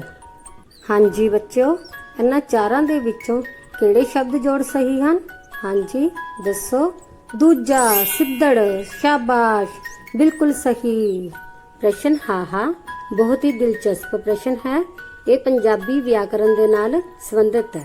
ਹਾਂਜੀ ਬੱਚਿਓ, ਜਿਸ ਤਰ੍ਹਾਂ ਉੱਚਾ ਸ਼ਬਦ ਦਾ ਵਿਰੋਧੀ ਸ਼ਬਦ ਨੀਵਾਂ ਹੁੰਦਾ ਹੈ, ਉਸੇ ਤਰ੍ਹਾਂ ਦਿਨ ਸ਼ਬਦ ਦਾ ਵਿਰੋਧੀ ਸ਼ਬਦ ਕੀ ਹੋਵੇਗਾ? ਉੱਤਰ ਪਹਿਲਾ ਸਵੇਰ, ਦੂਜਾ ਆਥਣ, ਤੀਜਾ ਦੁਪਹਿਰ, ਚੌਥਾ ਰਾਤ। ਹਾਂਜੀ ਬੱਚਿਓ, ਦੱਸੋ ਇਹਨਾਂ ਚਾਰਾਂ ਦੇ ਵਿੱਚੋਂ ਦਿਨ ਦਾ ਵਿਰੋਧੀ ਸ਼ਬਦ ਕੀ ਆਵੇਗਾ? ਹਾਂਜੀ, ਰਾਤ। ਸ਼ਾਬਾਸ਼, ਬਿਲਕੁਲ ਸਹੀ ਉੱਤਰ। ਪ੍ਰਸ਼ਨ ਕੱਕਾ, ਨਾਨਕੇ ਘਰ ਵਿੱਚ ਕੌਣ ਨਹੀਂ ਰਹਿੰਦਾ? ਹਾਂਜੀ, ਉੱਤਰ ਪਹਿਲਾ ਨਾਨਾ, ਦੂਜਾ ਮਾਮਾ, ਤੀਜਾ ਭੂਆ, ਚੌਥਾ ਮਾਸੀ। ਹਾਂਜੀ ਬੱਚੇ, ਦੱਸੋ ਨਾਨਕੇ ਘਰ ਵਿੱਚ ਕੌਣ ਨਹੀਂ ਰਹਿੰਦਾ? ਹਾਂਜੀ, ਭੂਆ। ਹਾਂਜੀ, ਭੂਆ ਨਾਨਕੇ ਘਰ ਵਿੱਚ ਨਹੀਂ ਰਹਿੰਦੀ। ਸ਼ਾਬਾਸ਼। ਘਰ ਦਾ ਕੰਮ। ਹਾਂਜੀ ਬੱਚੋ, ਜਿਹੜਾ ਪੈਰਾ ਆਪਾਂ ਹੁਣ ਪੜ੍ਹਿਆ, ਤੁਸੀਂ ਉਹ ਆਪਣੀ ਪਾਠ ਪੁਸਤਕ ਦੇ ਉੱਤੋਂ ਦੁਬਾਰਾ ਪੜ੍ਹਨਾ ਹੈ। ਉਸ ਨਾਲ ਸੰਬੰਧਿਤ ਪ੍ਰਸ਼ਨ ਉੱਤਰ ਆਪਣੀ ਕਾਪੀ ਦੇ ਉੱਤੇ ਲਿਖਣੇ ਹੈ। ਠੀਕ ਹੈ ਬੱਚਿਓ। ਸਤਿ ਸ਼੍ਰੀ ਅਕਾਲ ਪਿਆਰੇ ਬੱਚਿਓ, ਅੱਜ ਅਸੀਂ ਕਾਟ ਬਿੰਦੂਆਂ ਦੀ ਸਹਾਇਤਾ ਦੇ ਨਾਲ 3 ਅੰਕਾਂ ਨੂੰ ਇੱਕ ਅੰਕ ਨਾਲ ਗੁਣਾ ਕਰਨੀ ਸਿੱਖਾਂਗੇ। ਤੇ ਆਓ ਸਿੱਖੀਏ। ਬੱਚਿਓ, ਅਸੀਂ ਕਾਟ ਬਿੰਦੂਆਂ ਦੀ ਸਹਾਇਤਾ ਦੇ ਨਾਲ 251 ਨੂੰ 4 ਨਾਲ ਗੁਣਾ ਕਰਨੀ ਸਿੱਖਦੇ ਹਾਂ। ਇਸ ਵਿੱਚ ਬੱਚਿਓ ਅਸੀਂ 251 ਸੰਖਿਆ ਦੇ ਅਨੁਸਾਰ ਪਹਿਲਾਂ ਖੜਵੀਆਂ ਪੱਟੀਆਂ ਰੱਖਦੇ ਹਾਂ। 251 ਸੰਖਿਆ ਦੇ ਵਿੱਚ ਬੱਚਿਓ ਸਾਡੇ ਕੋਲ ਹੈ 1 ਇਕਾਈ, ਤਾਂ ਅਸੀਂ ਇਕਾਈ ਲਿਖੀ ਪਹਿਲਾਂ ਇੱਕ ਪੀਲੀ ਪੱਟੀ ਰੱਖਦੇ ਹਾਂ। ਇਸ ਤੋਂ ਅੱਗੇ ਬੱਚਿਓ 251 ਸੰਖਿਆ ਵਿੱਚ ਸਾਡੇ ਕੋਲ ਹਨ 5 ਦਹਾਈਆਂ, ਤਾਂ ਅਸੀਂ ਦਹਾਈ ਲਿਖੀਆਂ 5 ਗੁਲਾਬੀ ਰੰਗ ਦੀਆਂ ਪੱਟੀਆਂ ਰੱਖਦੇ ਹਾਂ। ਇੱਕ ਗੁਲਾਬੀ ਪੱਟੀ, ਦੂਸਰੀ ਗੁਲਾਬੀ ਪੱਟੀ, ਤੀਸਰੀ ਗੁਲਾਬੀ ਪੱਟੀ ਰੱਖਦੇ ਹਾਂ, ਚੌਥੀ ਗੁਲਾਬੀ ਪੱਟੀ ਤੇ ਪੰਜਵੀਂ ਗੁਲਾਬੀ ਪੱਟੀ। 251 ਸੰਖਿਆ ਦੇ ਵਿੱਚ ਬੱਚਿਓ ਸਾਡੇ ਕੋਲ ਹਨ 2 ਸੈਂਕੜੇ, ਤਾਂ ਅਸੀਂ ਰੱਖਦੇ ਹਾਂ ਨੀਲੇ ਰੰਗ ਦੀ ਇੱਕ ਸੈਂਕੜੇ ਵਾਲੀ ਪੱਟੀ ਤੇ ਦੂਜੀ ਪੱਟੀ। ਬੱਚਿਓ, ਅਸੀਂ ਸੰਖਿਆ 251 ਨੂੰ 4 ਨਾਲ ਗੁਣਾ ਕਰਨੀ ਹੈ, ਤਾਂ ਅਸੀਂ ਇਹਨਾਂ ਖੜਵੀਆਂ ਪੱਟੀਆਂ ਦੇ ਉੱਪਰ 4 ਲੇਟਵੀਆਂ ਪੱਟੀਆਂ ਰੱਖਦੇ ਹਾਂ। ਪਹਿਲਾਂ ਇੱਕ ਲੇਟਵੀਂ ਪੱਟੀ ਰੱਖਦੇ ਹਾਂ, ਹੁਣ ਅਸੀਂ ਦੂਜੀ ਲੇਟਵੀਂ ਪੱਟੀ ਰੱਖਦੇ ਹਾਂ। ਹੁਣ ਅਸੀਂ ਤੀਸਰੀ ਲੇਟਵੀਂ ਪੱਟੀ ਰੱਖਦੇ ਹਾਂ। ਇਸੇ ਤਰ੍ਹਾਂ ਬੱਚਿਓ ਹੁਣ ਅਸੀਂ ਚੌਥੀ ਲੇਟਵੀਂ ਪੱਟੀ ਰੱਖਦੇ ਹਾਂ। ਹੁਣ ਬੱਚਿਓ ਸਾਨੂੰ ਇਹਨਾਂ ਪੱਟੀਆਂ ਦੇ ਉੱਪਰ ਕੁਝ ਕਾਟ ਬਿੰਦੂ ਬਣੇ ਨਜ਼ਰ ਆ ਰਹੇ ਹਨ। ਸਭ ਤੋਂ ਪਹਿਲਾਂ ਅਸੀਂ ਸੈਂਕੜੇ ਵਾਲੀਆਂ ਪੱਟੀਆਂ ਦੇ ਕਾਟ ਬਿੰਦੂ ਗਿਣਦੇ ਹਾਂ। 1 2 3 4 5 6 7 8 ਸੈਂਕੜੇ ਵਾਲੀ ਪੱਟੀਆਂ ਤੇ 8 ਕਾਟ ਬਿੰਦੂ ਹਨ, ਭਾਵ 8 ਸੈਂਕੜੇ ਬਰਾਬਰ 800। ਬੱਚਿਓ ਹੁਣ ਅਸੀਂ ਦਹਾਈ ਵਾਲੀਆਂ ਗੁਲਾਬੀ ਰੰਗ ਦੀਆਂ ਪੱਟੀਆਂ ਉੱਪਰ ਬਣੇ ਕਾਟ ਬਿੰਦੂਆਂ ਨੂੰ ਗਿਣਦੇ ਹਾਂ। 1 2 3 4 5 6 7 8 9 10 11 12 13 14 15 16 17 18 19 20 ਕਾਟ ਬਿੰਦੂ, ਭਾਵ 20 ਦਹਾਈਆਂ ਬਰਾਬਰ 200।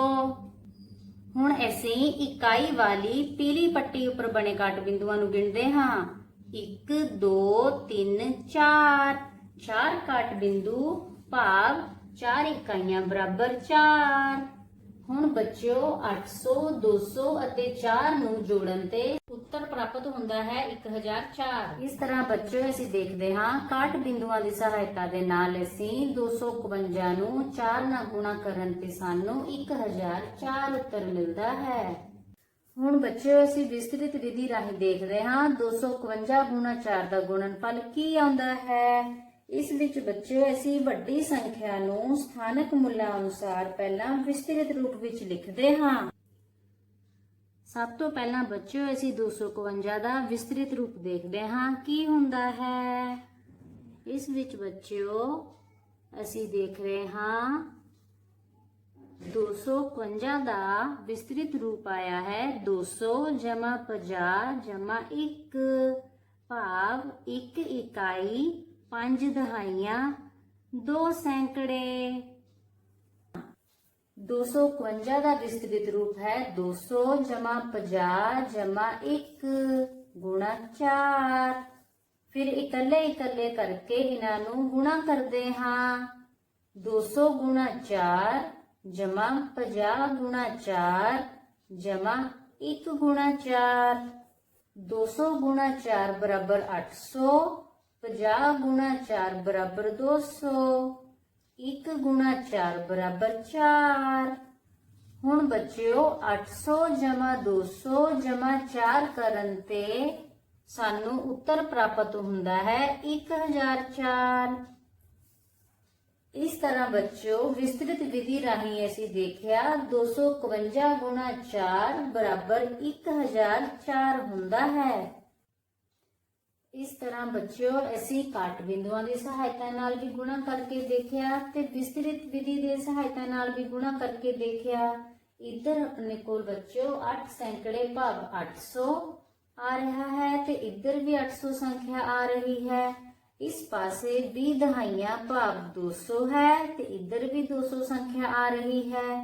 ਇਸ ਪਾਸੇ ਬੱਚਿਓ 4 ਇਕਾਈਆਂ ਭਾਵ 4 ਹੈ ਤੇ ਇੱਧਰ ਵੀ ਸਾਡੇ ਕੋਲ 4 ਸੰਖਿਆ ਆ ਰਹੀ ਹੈ ਤੇ 251 ਨੂੰ 4 ਨਾਲ ਗੁਣਾ ਕਰਨ ਤੇ 1004 ਉੱਤਰ ਆ ਰਿਹਾ ਹੈ ਤੇ ਇੱਧਰ ਵੀ ਬੱਚਿਓ 1004 ਹੀ ਉੱਤਰ ਆ ਰਿਹਾ ਹੈ।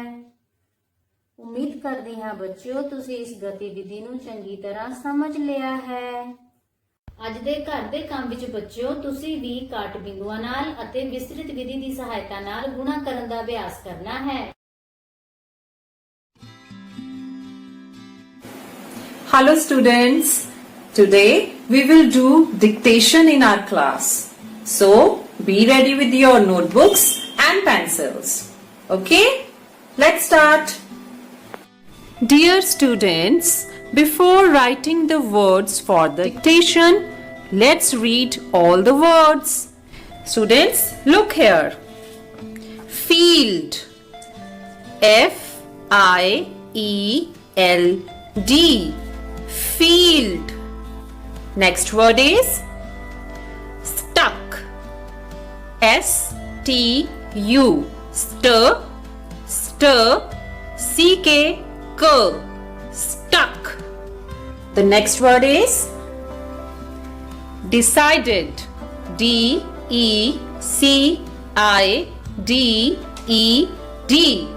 Decided. Decide with D. Decided. Next word is blessed. BLESS. Bless. ED.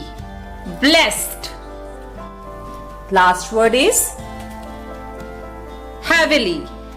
HEAVILY. Heavily. LY. Heavily. Okay? Field. Stuck. Decided. Blessed. Heavily. Students, these are the 5 words for the dictation. Now, I will dictate these words one by one and you have to write them correctly. Let's start. Write down the first word, decided. Write down at number 1, decided.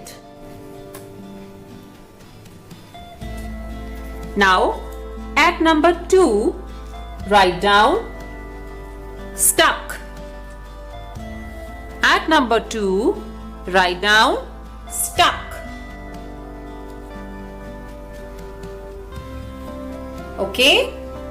Take your time. Now, students, at number 3, write down blessed. Blessed. Write down correctly. Blessed. Okay. Now, at number 4, write down heavily. Heavily. Okay? Write down heavily. Now, students, at number 5, write down field. Field. Students, last word is field. Okay? Have you done? Now let's check. At number 1, decided. Okay? Number 1, decided. Students, keep on checking your spellings. At number 2, stuck. At number 3, blessed. At number 4, heavily. And at number 5, field. Okay? I hope you have done it correctly. Now, it's time for your homework. Dear students, your homework is to write down these words. Let's read them. Struggling. Struggling. Struggling. Successfully. Successfully. Successfully. Students, write down these words in your notebooks and learn them. Give your best and have a nice day ahead.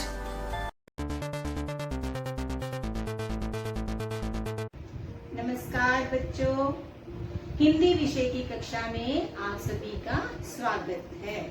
बच्चों, कुछ दिनों से हम हिंदी वर्णमाला का ज्ञान प्राप्त कर रहे हैं, जिसमें हमने स्वर और व्यंजन पढ़ने सीखे हैं। आज हम इसी श्रृंखला को आगे बढ़ाते हुए शब्द रचना सीखेंगे। बच्चों, जब एक वर्ण को दूसरे वर्ण के साथ जोड़ा जाता है तो शब्द का निर्माण होता है।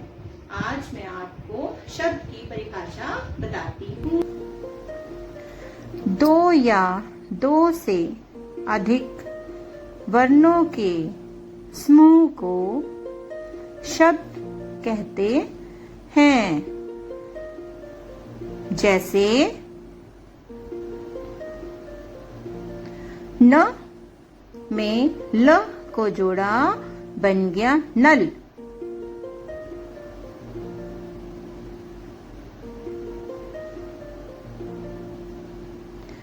ब वर्ण में स वर्ण को जोड़ा, बन गया बस।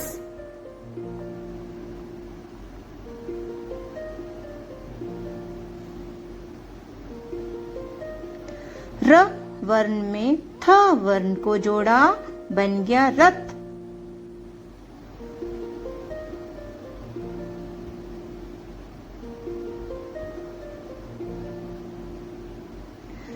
क वर्ण में प वर्ण को जोड़ा, बन गया कप।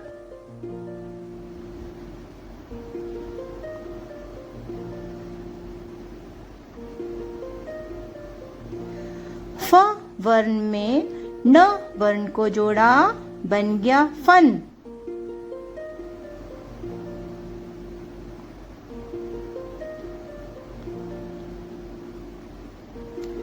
ट वर्ण में ब वर्ण को जोड़ा, बन गया टब।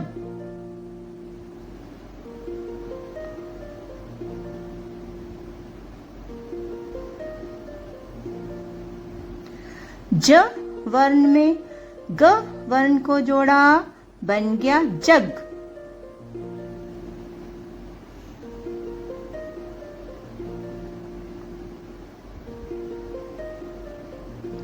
ह वर्ण में ल वर्ण को जोड़ा, बन गया हल।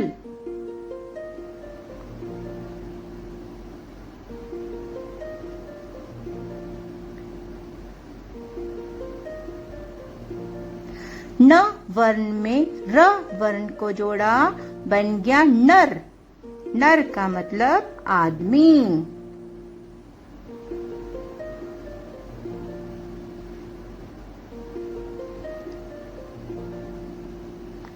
ध वर्ण में न वर्ण को जोड़ा, बन गया धन।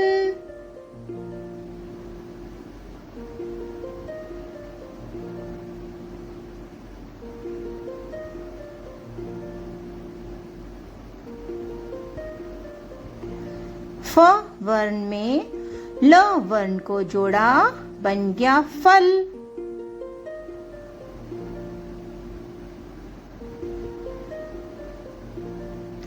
घ वर्ण में र वर्ण को जोड़ा, बन गया घर। आओ बच्चों, अब इन शब्दों की दोहराई करें। न ल नल, ब स बस, र थ रथ, क प कप, फ न फन, ट ब टब, ज ग जग, ह ल हल, न र नर, ध न धन, फ ल फल, घ र घर।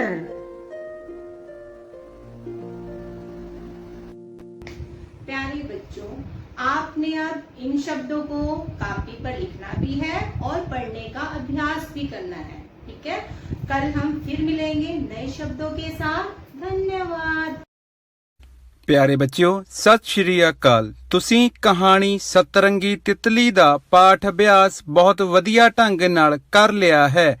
ਅੱਜ ਅਸੀਂ ਇਸ ਪਾਠ ਅਭਿਆਸ ਦੀ ਦੁਹਰਾਈ ਕਰਾਂਗੇ। ਇਸ ਪਾਠ ਅਭਿਆਸ ਦੀ ਦੁਹਰਾਈ ਬਹੁ ਵਿਕਲਪੀ ਪ੍ਰਸ਼ਨ ਉੱਤਰਾਂ ਦੇ ਰੂਪ ਵਿੱਚ ਕਰਾਂਗੇ ਤੇ ਆਓ ਫਿਰ ਸ਼ੁਰੂ ਕਰਦੇ ਹਾਂ। ਸਾਡਾ ਪਹਿਲਾ ਪ੍ਰਸ਼ਨ ਹੈ, ਖਰਗੋਸ਼ ਕਿੱਥੇ ਰਹਿੰਦੇ ਹਨ? ਊੜਾ ਦਰਖਤਾਂ ਉੱਪਰ, ਐੜਾ ਗੁਫਾ ਵਿੱਚ, ਈੜੀ ਘੁਰਨਿਆਂ ਵਿੱਚ, ਸੱਸਾ ਖੁੱਡਾਂ ਵਿੱਚ। ਤੇ ਬੱਚਿਓ, ਤੁਸੀਂ ਬਿਲਕੁਲ ਸਹੀ ਅੰਦਾਜ਼ਾ ਲਗਾ ਰਹੇ ਹੋ ਤੇ ਸਾਡਾ ਸਹੀ ਉੱਤਰ ਹੈ ਵਿਕਲਪ ਈੜੀ। ਖਰਗੋਸ਼ ਘੁਰਨਿਆਂ ਵਿੱਚ ਰਹਿੰਦੇ ਹਨ। ਸਾਡਾ ਅਗਲਾ ਪ੍ਰਸ਼ਨ ਹੈ, ਜਿਵੇਂ ਚੈਨ ਸ਼ਬਦ ਦਾ ਵਿਰੋਧੀ ਸ਼ਬਦ ਬੇਚੈਨ ਹੁੰਦਾ ਹੈ, ਉਸ ਤਰ੍ਹਾਂ ਉਦਾਸ ਸ਼ਬਦ ਦਾ ਵਿਰੋਧੀ ਸ਼ਬਦ ਕੀ ਹੁੰਦਾ ਹੈ? ਊੜਾ ਰੋਣਾ, ਐੜਾ ਸ਼ਰਮਸਾਰ, ਈੜੀ ਕਮਜ਼ੋਰ, ਸੱਸਾ ਖੁਸ਼। ਤੇ ਸਾਡਾ ਸਹੀ ਉੱਤਰ ਹੈ ਵਿਕਲਪ ਹਾਂਜੀ ਸੱਸਾ। ਉਦਾਸ ਸ਼ਬਦ ਦਾ ਵਿਰੋਧੀ ਸ਼ਬਦ ਖੁਸ਼ ਹੁੰਦਾ ਹੈ। ਬੱਚਿਓ, ਹੁਣ ਅਸੀਂ ਹੇਠਾਂ ਦਿੱਤੇ ਵਾਕ ਵਿੱਚ ਆਏ ਖਾਲੀ ਥਾਂ ਨੂੰ ਸਹੀ ਸ਼ਬਦ ਦੇ ਨਾਲ ਭਰਾਂਗੇ। ਡੱਬੇ ਖਰਗੋਸ਼ ਦੀ ਆਵਾਜ਼ ਵਿੱਚ ਖਾਲੀ ਥਾਂ ਸੀ। ਊੜਾ ਬੇਵਸੀ, ਐੜਾ ਖੁਸ਼ੀ, ਈੜੀ ਸ਼ਰਾਰਤ, ਸੱਸਾ ਹੰਕਾਰ। ਤੇ ਸਾਡਾ ਸਹੀ ਉੱਤਰ ਹੈ ਵਿਕਲਪ ਬਿਲਕੁਲ ਸਹੀ ਪਹਿਚਾਣਿਆ। ਊੜਾ ਡੱਬੇ ਖਰਗੋਸ਼ ਦੀ ਆਵਾਜ਼ ਵਿੱਚ ਬੇਵਸੀ ਸੀ। ਸਾਡਾ ਅਗਲਾ ਪ੍ਰਸ਼ਨ ਹੈ, ਦੋਸਤ ਦਾ ਮਿੱਤਰ ਨਾਲ ਜੋ ਸਬੰਧ ਹੈ, ਇਸੇ ਤਰ੍ਹਾਂ ਸ਼ਕਤੀ ਦਾ ਸਬੰਧ ਕਿਸ ਨਾਲ ਹੋਵੇਗਾ? ਊੜਾ ਯਾਦ ਸ਼ਕਤੀ, ਐੜਾ ਤਾਕਤ, ਈੜੀ ਹਉਮੈ, ਸੱਸਾ ਇਹਨਾਂ ਵਿੱਚੋਂ ਕੋਈ ਨਹੀਂ। ਤੇ ਸਾਡਾ ਸਹੀ ਉੱਤਰ ਹੈ ਵਿਕਲਪ ਐੜਾ। ਸ਼ਕਤੀ ਦਾ ਸਬੰਧ ਤਾਕਤ ਨਾਲ ਹੈ। ਸਾਡਾ ਅਗਲਾ ਪ੍ਰਸ਼ਨ ਹੈ, ਚੇਤਾ ਸ਼ਬਦ ਤੋਂ ਕੀ ਭਾਵ ਹੈ? ਊੜਾ ਤਾਕਤ, ਐੜਾ ਚੈਨ, ਈੜੀ ਯਾਦ ਸ਼ਕਤੀ, ਸੱਸਾ ਸਤਿਕਾਰ। ਤੇ ਬੱਚਿਓ, ਇਸ ਪ੍ਰਸ਼ਨ ਦੇ ਉੱਤਰ ਲਈ ਤੁਸੀਂ ਬਿਲਕੁਲ ਸਹੀ ਅੰਦਾਜ਼ਾ ਲਗਾ ਰਹੇ ਹੋ। ਤੇ ਸਾਡਾ ਸਹੀ ਉੱਤਰ ਹੈ ਵਿਕਲਪ ਈੜੀ। ਚੇਤਾ ਸ਼ਬਦ ਤੋਂ ਭਾਵ ਯਾਦ ਸ਼ਕਤੀ ਹੈ। ਸਾਡਾ ਅਗਲਾ ਪ੍ਰਸ਼ਨ ਹੈ, ਹੇਠ ਲਿਖੇ ਸ਼ਬਦਾਂ ਵਿੱਚੋਂ ਸ਼ੁੱਧ ਸ਼ਬਦ ਚੁਣੋ। ਊੜਾ ਸ਼ਰਮਸਾਰ, ਐੜਾ ਸ਼ਰਮਸ਼ਾਰ, ਈੜੀ ਸ਼ਰਮਸ਼ਾਰ, ਸੱਸਾ ਸ਼ਰਮਸਾਰ। ਤੇ ਸਾਡਾ ਸਹੀ ਉੱਤਰ ਹੈ ਵਿਕਲਪ ਊੜਾ ਸ਼ਰਮਸਾਰ। ਸਾਡਾ ਅਗਲਾ ਪ੍ਰਸ਼ਨ ਹੈ, ਤੂੰ ਇੰਨੀ ਵੀ ਨਿੱਕੀ ਨਹੀਂ ਕਿ ਮੈਂ ਤੈਨੂੰ ਵੇਖ ਨਾ ਸਕਾਂ। ਵਾਕ ਵਿੱਚ ਨਿੱਕੀ ਸ਼ਬਦ ਦਾ ਲਿੰਗ ਬਦਲ ਕੇ ਕਿਹੜਾ ਸ਼ਬਦ ਆਵੇਗਾ? ਊੜਾ ਛੋਟੀ, ਐੜਾ ਨਿੱਕੇ, ਈੜੀ ਬੁੱਢਾ, ਸੱਸਾ ਨਿੱਕਾ। ਤੇ ਸਾਡਾ ਸਹੀ ਉੱਤਰ ਹੈ ਵਿਕਲਪ ਹਾਂਜੀ ਬਿਲਕੁਲ ਸਹੀ, ਸੱਸਾ ਨਿੱਕਾ। ਬੱਚਿਓ, ਅਗਲੇ ਪ੍ਰਸ਼ਨ ਵਿੱਚ ਮੈਂ ਇੱਕ ਵਾਕ ਬੋਲਣ ਜਾ ਰਿਹਾ ਹਾਂ। ਤੁਸੀਂ ਇਹ ਦੱਸਣਾ ਹੈ ਕਿ ਇਹ ਵਾਕ ਵਿਚਲੇ ਸ਼ਬਦ ਕਿਸ ਨੇ ਕਿਸ ਨੂੰ ਕਹੇ। ਤੂੰ ਖਲੋ ਕਿਉਂ ਗਿਆ ਏ? ਊੜਾ ਬੁੱਢੇ ਖਰਗੋਸ਼ ਨੇ ਤਿਤਲੀ ਨੂੰ, ਐੜਾ ਡੱਬੇ ਖਰਗੋਸ਼ ਨੇ ਤਿਤਲੀ ਨੂੰ, ਈੜੀ ਤਿਤਲੀ ਨੇ ਡੱਬੇ ਖਰਗੋਸ਼ ਨੂੰ, ਸੱਸਾ ਤਿਤਲੀ ਨੇ ਬੁੱਢੇ ਖਰਗੋਸ਼ ਨੂੰ। ਤੇ ਸਾਡਾ ਸਹੀ ਉੱਤਰ ਹੈ ਵਿਕਲਪ ਈੜੀ। ਤਿਤਲੀ ਨੇ ਡੱਬੇ ਖਰਗੋਸ਼ ਨੂੰ। ਬੱਚਿਓ, ਘਰ ਦੇ ਕੰਮ ਵਿੱਚ ਤੁਸੀਂ ਬੇਬਸੀ, ਲਿਤਾੜਨਾ, ਹਉਮੈ ਅਤੇ ਸ਼ਕਤੀ ਸ਼ਬਦਾਂ ਤੋਂ ਵਾਕ ਬਣਾਉਣੇ ਹਨ। ਸਤਿ ਸ਼੍ਰੀ ਅਕਾਲ ਪਿਆਰੇ ਬੱਚਿਓ, ਪੰਜਵੀਂ ਸ਼੍ਰੇਣੀ ਦੀ ਗਣਿਤ ਦੀ ਦੁਨੀਆ ਦੇ ਅਭਿਆਸ 2.6 ਦੇ ਸਵਾਲ ਨੰਬਰ 1 ਅਤੇ ਸਵਾਲ ਨੰਬਰ 4 ਕਰਦੇ ਹਾਂ। ਆਓ ਸ਼ੁਰੂ ਕਰਦੇ ਹਾਂ। ਸਵਾਲ ਨੰਬਰ 1, ਇੱਕ ਸਾਈਕਲ ਦੀ ਕੀਮਤ 5,699 ਰੁਪਏ ਹੈ। 17 ਸਾਈਕਲਾਂ ਦੀ ਕੀਮਤ ਪਤਾ ਕਰੋ। ਤਾਂ ਪਿਆਰੇ ਬੱਚਿਓ, ਸਭ ਤੋਂ ਪਹਿਲਾਂ ਆਪਾਂ ਨੂੰ ਦਿੱਤਾ ਹੋਇਆ ਇੱਕ ਸਾਈਕਲ ਦੀ ਕੀਮਤ, ਉਹ ਲਿਖ ਲੈਂਦੇ ਹਾਂ 5,699 ਰੁਪਏ। 17 ਸਾਈਕਲਾਂ ਦੀ ਕੀਮਤ ਪਤਾ ਕਰਨ ਲਈ ਪਿਆਰੇ ਬੱਚਿਓ, ਆਪਾਂ ਨੂੰ ਇਸ ਦੀ ਇੱਕ ਸਾਈਕਲ ਦੀ ਕੀਮਤ ਨੂੰ 17 ਵਾਰ ਜੋੜਨਾ ਪਵੇਗਾ, ਜਾਂ ਇੱਕ ਸਾਈਕਲ ਦੀ ਕੀਮਤ ਨੂੰ ਆਪਾਂ 17 ਨਾਲ ਗੁਣਾ ਕਰ ਲੈਂਦੇ ਹਾਂ। ਤਾਂ ਆਪਾਂ 5,699 ਰੁਪਏ ਨੂੰ 17 ਨਾਲ ਗੁਣਾ ਕਰ ਲੈਂਦੇ ਹਾਂ। ਤਾਂ ਇਹ ਸੰਖਿਆ ਆਪਣੇ ਕੋਲੇ 17 ਹੈ, ਜੋ ਉਸ ਦੇ ਵਿੱਚ 7 ਇਕਾਈਆਂ ਅਤੇ 1 ਦਹਾਈ ਹੈ। ਪਹਿਲਾਂ ਆਪਾਂ 5,699 ਨੂੰ 7 ਇਕਾਈਆਂ ਨਾਲ ਗੁਣਾ ਕਰ ਲੈਂਦੇ ਹਾਂ। ਤਾਂ ਆਪਣੇ ਕੋਲ ਜੋ ਸੰਖਿਆ ਆ ਜਾਂਦੀ ਹੈ 39,893। ਤਾਂ ਹੁਣ ਆਪਾਂ 5,699 ਨੂੰ 1 ਦਹਾਈ ਯਾਨੀ ਕਿ 10 ਨਾਲ ਗੁਣਾ ਕਰ ਲੈਂਦੇ ਹਾਂ। ਤਾਂ ਆਪਣੇ ਕੋਲੇ ਸੰਖਿਆ ਆ ਜਾਂਦੀ ਹੈ 56,990। ਤਾਂ ਪਿਆਰੇ ਬੱਚਿਓ, ਹੁਣ ਆਪਾਂ ਇਹਨਾਂ ਦੋਨਾਂ ਸੰਖਿਆਵਾਂ ਦਾ ਜੋੜ ਕਰ ਲੈਂਦੇ ਹਾਂ। ਤੇ ਜੋੜ ਕਰਨ ਉਪਰੰਤ ਆਪਣੇ ਕੋਲ 96,883 ਸੰਖਿਆ ਆ ਜਾਂਦੀ ਹੈ, ਯਾਨੀ ਕਿ 17 ਸਾਈਕਲਾਂ ਦੀ ਕੀਮਤ 96,883 ਰੁਪਏ ਆਪਣਾ ਉੱਤਰ ਹੈ। ਅੱਗੇ ਪਿਆਰੇ ਬੱਚਿਓ, ਸਵਾਲ ਨੰਬਰ 4 ਹੈ, ਬਿਜਲੀ ਦੇ ਸਮਾਨ ਦੀ ਫੈਕਟਰੀ ਵਿੱਚ ਸਮਾਨ ਦੀ ਰੇਟ ਲਿਸਟ ਹੇਠ ਲਿਖੇ ਅਨੁਸਾਰ ਹੈ। ਤਾਂ ਪਿਆਰੇ ਬੱਚਿਓ ਰੇਟ ਲਿਸਟ ਹੈ। ਤਾਂ ਇਸ ਦੇ ਵਿੱਚ ਪਹਿਲਾ ਸਵਾਲ ਪੁੱਛਿਆ ਗਿਆ ਹੈ, ਚਰਨ ਕੋਲ 1 ਲੱਖ ਰੁਪਏ ਹਨ, ਉਸਨੇ 2 ਵਾਸ਼ਿੰਗ ਮਸ਼ੀਨਾਂ ਅਤੇ 1 LCD ਖਰੀਦੀ, ਉਸਨੇ ਕਿੰਨੀ ਰਕਮ ਖਰਚੀ। ਤਾਂ ਪਿਆਰੇ ਬੱਚਿਓ ਪਹਿਲਾਂ ਉਹ 2 ਵਾਸ਼ਿੰਗ ਮਸ਼ੀਨਾਂ ਖਰੀਦਦਾ ਹੈ, ਤਾਂ 2 ਵਾਸ਼ਿੰਗ ਮਸ਼ੀਨਾਂ ਦੀ ਕੀਮਤ ਯਾਨੀ ਕਿ ਇੱਕ ਦੀ ਕੀਮਤ ਨੂੰ ਆਪਾਂ 2 ਨਾਲ ਗੁਣਾ ਕਰ ਲਵਾਂਗੇ। ਇੱਕ ਦੀ ਕੀਮਤ ਪਿਆਰੇ ਬੱਚਿਓ 24,999 ਰੁਪਏ ਹੈ, ਤਾਂ ਆਪਾਂ ਇਸ ਨੂੰ 2 ਨਾਲ ਗੁਣਾ ਕਰ ਲੈਂਦੇ ਹਾਂ ਤਾਂ ਆਪਣੇ ਕੋਲ 2 ਵਾਸ਼ਿੰਗ ਮਸ਼ੀਨਾਂ ਦੀ ਕੀਮਤ ਆ ਜਾਂਦੀ ਹੈ। ਤਾਂ ਪਿਆਰੇ ਬੱਚਿਓ ਇਸ ਨੂੰ 2 ਨਾਲ ਗੁਣਾ ਕਰਨ ਉਪਰੰਤ ਆਪਣੇ ਕੋਲੇ ਜੋ ਸੰਖਿਆ ਆਉਂਦੀ ਹੈ 49,998। ਤਾਂ 2 ਵਾਸ਼ਿੰਗ ਮਸ਼ੀਨਾਂ ਦੀ ਕੀਮਤ ਬੱਚਿਓ 49,998 ਰੁਪਏ ਹੈ। ਤਾਂ ਇਸੇ ਤਰ੍ਹਾਂ ਪਿਆਰੇ ਬੱਚਿਓ ਇੱਕ LCD ਦੀ ਖਰੀਦੀ ਹੈ ਜਿਸ ਦੀ ਕੀਮਤ 42,500 ਰੁਪਏ ਹੈ। ਉਸ ਤੋਂ ਬਾਅਦ ਚਰਨ ਦੁਆਰਾ ਖਰਚ ਕੀਤੀ ਜਿਹੜੀ ਸਾਰੀ ਰਕਮ ਹੈ ਉਹ 49,998 ਅਤੇ 42,500 ਦਾ ਆਪਾਂ ਜੋੜ ਕਰ ਲੈਂਦੇ ਹਾਂ। 49,998 ਹੈ ਸੰਖਿਆ ਅਤੇ 42,500, ਤਾਂ ਇਹਨਾਂ ਦਾ ਜੋੜ ਕਰ ਲੈਂਦੇ ਹਾਂ। ਇਹਨਾਂ ਦੋਨੇ ਸੰਖਿਆਵਾਂ ਦਾ ਜੋੜ ਕਰਨ ਉਪਰੰਤ ਆਪਣੇ ਕੋਲੇ ਜੋ ਸੰਖਿਆ ਆ ਜਾਂਦੀ ਹੈ ਪਿਆਰੇ ਬੱਚਿਓ, ਉਸ ਸੰਖਿਆ ਯਾਨੀ ਕਿ 92,498 ਇਹ ਚਰਨ ਦੁਆਰਾ ਖਰਚ ਕੀਤੀ ਸਾਰੀ ਰਕਮ ਹੈ। ਤਾਂ ਪਿਆਰੇ ਬੱਚਿਓ ਇਹ ਆਪਣਾ ਉੱਤਰ ਹੈ 92,498। ਤਾਂ ਇਸ ਦਾ ਦੂਸਰਾ ਸਵਾਲ ਹੈ ਚੌਥੇ ਦਾ, ਚਰਨ ਦੇ ਭਰਾ ਕੋਲ ਵੀ 1 ਲੱਖ ਰੁਪਏ ਹਨ, ਉਸਨੇ 1 에ਅਰ ਕੰਡੀਸ਼ਨਰ 2 ਵਾਟਰ ਗੀਜ਼ਰ ਅਤੇ 1 ਫ੍ਰਿਜ ਖਰੀਦੀ, ਉਸ ਕੋਲ ਕਿੰਨੀ ਰਕਮ ਬਾਕੀ ਬਚੀ। ਤਾਂ ਪਿਆਰੇ ਬੱਚਿਓ ਪਹਿਲਾਂ ਉਸਨੇ 1 에ਅਰ ਕੰਡੀਸ਼ਨਰ ਖਰੀਦਿਆ ਜਿਸ ਦੀ ਕੀਮਤ 54,000 ਰੁਪਏ ਹੈ।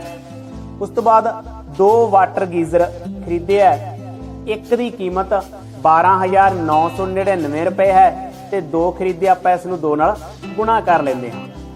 ਪਿਆਰੇ ਬੱਚਿਓ 2 ਵਾਟਰ ਗੀਜ਼ਰਾਂ ਦੀ ਕੀਮਤ ਆ ਜਾਵੇਗੀ, 2 ਨਾਲ 1 ਦੀ ਕੀਮਤ ਨੂੰ ਗੁਣਾ ਕਰਨ ਉਪਰੰਤ ਆਪਣੇ ਕੋਲੇ ਜੋ ਸੰਖਿਆ ਆ ਜਾਂਦੀ ਹੈ 25,998 ਆ ਜਾਂਦੀ ਹੈ। ਤਾਂ 2 ਵਾਟਰ ਗੀਜ਼ਰਾਂ ਦੀ ਕੀਮਤ ਆਪਣੇ ਕੋਲੇ ਜੋ 25,998 ਰੁਪਏ ਬਣ ਜਾਂਦੀ ਹੈ। ਇਸੇ ਤਰ੍ਹਾਂ ਪਿਆਰੇ ਬੱਚਿਓ ਉਸਨੇ 1 ਫ੍ਰਿਜ ਖਰੀਦੀ ਹੈ ਜਿਸ ਦੀ ਕੀਮਤ 18,499 ਰੁਪਏ ਹੈ। ਤਾਂ ਪਿਆਰੇ ਬੱਚਿਓ ਉਸ ਦੁਆਰਾ ਖਰਚ ਕੀਤੀ ਸਾਰੀ ਰਕਮ, ਤਾਂ ਇਹ ਤਿੰਨਾਂ ਖਰਚ ਕੀਤੀਆਂ ਰਕਮਾਂ ਨੂੰ ਆਪਾਂ ਜੋੜ ਲੈਂਦੇ ਹਾਂ 54,000, 25,998, 18,499 ਰੁਪਏ। ਤਾਂ ਇਹਨਾਂ ਨੂੰ ਆਪਾਂ ਜੋੜ ਲੈਂਦੇ ਹਾਂ। ਸਭ ਤੋਂ ਪਹਿਲਾਂ ਹੈ 에ਅਰ ਕੰਡੀਸ਼ਨਰ ਦੀ ਕੀਮਤ, ਫਿਰ ਹੈ 2 ਵਾਟਰ ਗੀਜ਼ਰ ਦੀ ਕੀਮਤ ਤੇ ਉਸ ਤੋਂ ਬਾਅਦ ਹੈ 1 ਫ੍ਰਿਜ ਦੀ ਕੀਮਤ। ਤਾਂ ਇਹ ਤਿੰਨੇ ਸੰਖਿਆਵਾਂ ਦਾ ਆਪਾਂ ਜੋੜ ਕਰ ਲੈਂਦੇ ਹਾਂ ਤਾਂ ਇਹ ਚਰਨ ਦੇ ਭਰਾ ਦੁਆਰਾ ਖਰਚ ਕੀਤੀ ਸਾਰੀ ਰਕਮ ਆ ਜਾਵੇਗੀ ਆਪਣੇ ਕੋਲ। ਤਾਂ ਆਪਣੇ ਕੋਲ ਇਹਨਾਂ ਤਿੰਨੇ ਸੰਖਿਆਵਾਂ ਦਾ ਜੋੜ ਕਰਨ ਉਪਰੰਤ ਜੋ ਸੰਖਿਆ ਬਣ ਜਾਂਦੀ ਹੈ 98,497।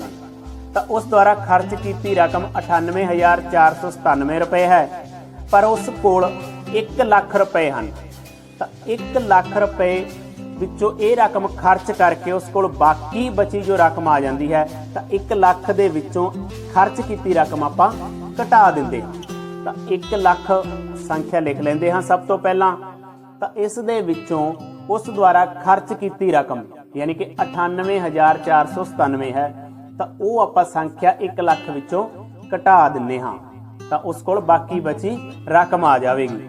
ਤਾਂ ਉਸ ਘਟਾਓ ਕਰਨ ਉਪਰੰਤ ਜੋ ਉਸ ਕੋਲ ਬਾਕੀ ਆਪਣੇ ਕੋਲ ਸੰਖਿਆ ਆਉਂਦੀ ਹੈ ਇਹ ਆ ਜਾਂਦੀ ਹੈ ਪਿਆਰੇ ਬੱਚਿਓ 1,503। ਤਾਂ ਉਸ ਕੋਲ ਬਾਕੀ ਬਚੀ ਰਕਮ 1,503 ਰੁਪਏ ਹੈ। ਤਾਂ ਪਿਆਰੇ ਬੱਚਿਓ ਤੁਸੀਂ ਇਸ ਅਭਿਆਸ ਦੇ 1 ਤੋਂ 7 ਤੱਕ ਸਵਾਲ ਹੱਲ ਆਪਣੀਆਂ ਕਾਪੀਆਂ ਉੱਪਰ ਕਰਨੇ ਹਨ ਜੋ ਇੱਕ ਤਰ੍ਹਾਂ ਦੇ ਹੀ ਹਨ।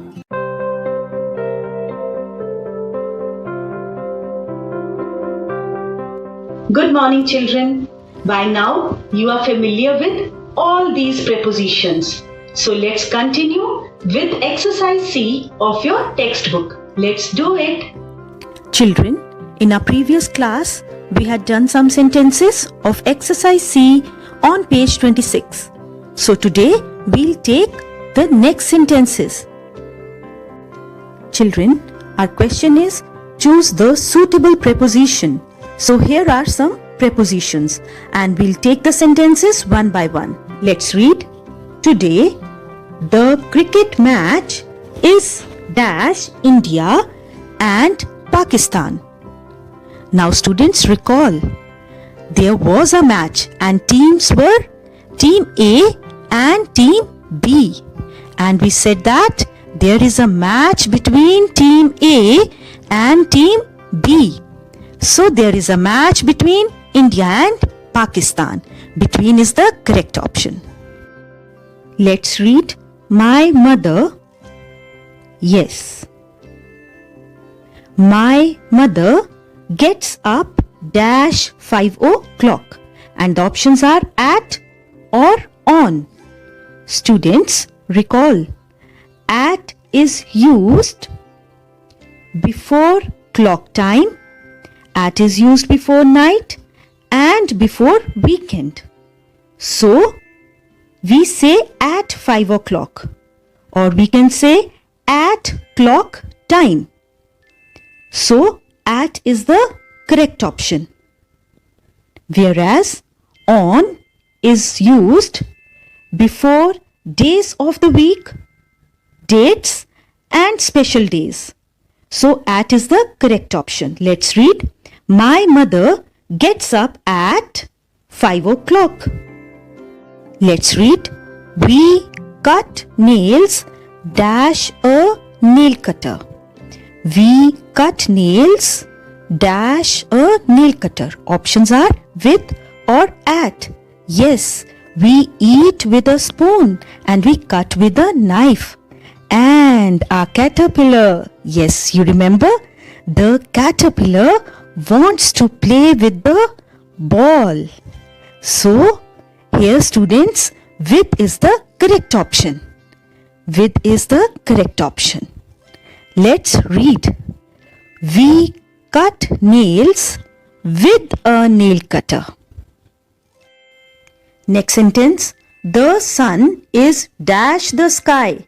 And our options are on or in. Now students, we used the preposition on when we said the hat is on the head. The hat is on the head. It's a place. And my marker is on the paper. But for the sun, we'll use the preposition in. Sun is in the sky. Sun is in the sky. So, the correct option is in. Now, let's read the sentence. The sun is in the sky. Let's revise, students. Today, the cricket match is between India and Pakistan. Today, the cricket match is between India and Pakistan. My mother gets up at 5 o'clock. With the clock time, we use the preposition at. My mother gets up at 5 o'clock. We cut nails with a nail cutter. We use with a nail cutter. So, we cut nails with a nail cutter. The sun is in the sky. Yes, students, the sun is in the sky. Children, it's time for homework. You will write these sentences in your notebook. Keep learning. Thank you. प्यारे बच्चों, आज का विषय बताने से पहले मैं आप सबको एक कविता सुनाऊंगी। इस कविता में एक कहानी भी है, तो आप ध्यान से सुनिएगा। एक था लड़का बेपरवाह, नाम था जिसका हेमंत शाह। ठीक समय पर कुछ नहीं करता, अभी का काम शाम पर मंडता। है परीक्षा उसकी कल ही, माँ ने बोला पढ़ लो अभी। लेकिन हेमंत बोला अभी तो खेलने की घड़ी है, पढ़ने को तो शाम पड़ी है। बात न उसने माँ की मानी, करता रहा अपनी मनमानी। लेकिन शाम को मौसम खराब हो गया, आंधी आई तूफान भी आया, बिजली चमकी अंधेरा छा गया, पढ़ नहीं पाया हेमंत शाह, मन घबराया अब होगा क्या। और आज हेमंत की परीक्षा है, परीक्षा में था कुछ नहीं आता, हो गया फेल अब पछताता। तो बच्चों, अगर जीवन में आगे है बढ़ना तो हर काम ठीक समय पर करना। तो बच्चों, इस कविता से हमने सीखा कि हमें हर काम ठीक समय पर करना चाहिए। ऐसी ही सीख हमें हमारी कविता ठीक समय भी देती है कि ठीक समय पर सब कर पाओ तो तुम बहुत बड़े कहलाओ।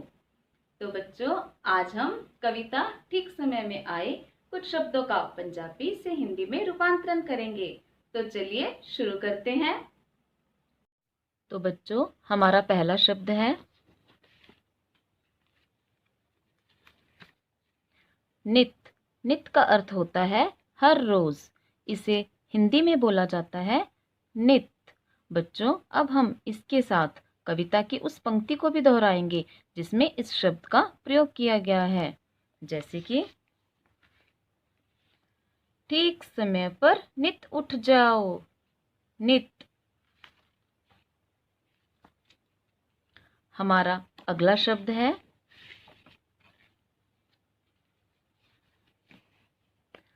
गाना। गाना का अर्थ होता है गीत। इसे हिंदी में बोला जाता है गाना। तो बताइए, कविता की किस पंक्ति में इस शब्द का प्रयोग किया गया है? जी हाँ, बिल्कुल ठीक बच्चों। ठीक समय पर गाना गाओ। गाना। बच्चों, हमारा अगला शब्द है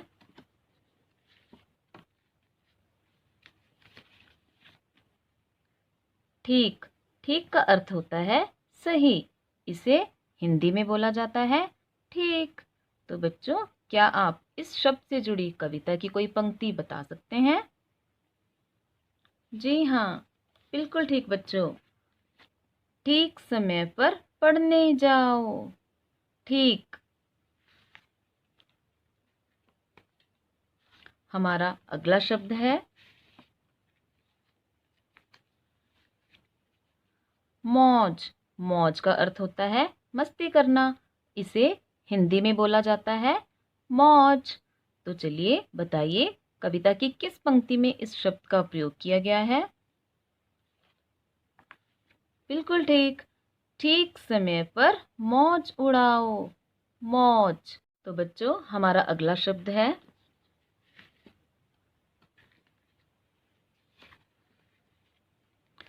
नहाओ। इसे हिंदी में बोला जाता है नहाओ।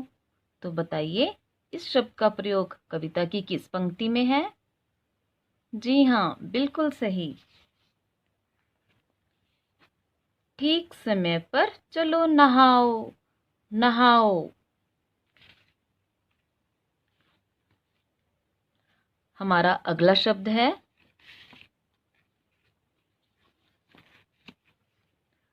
खाओ।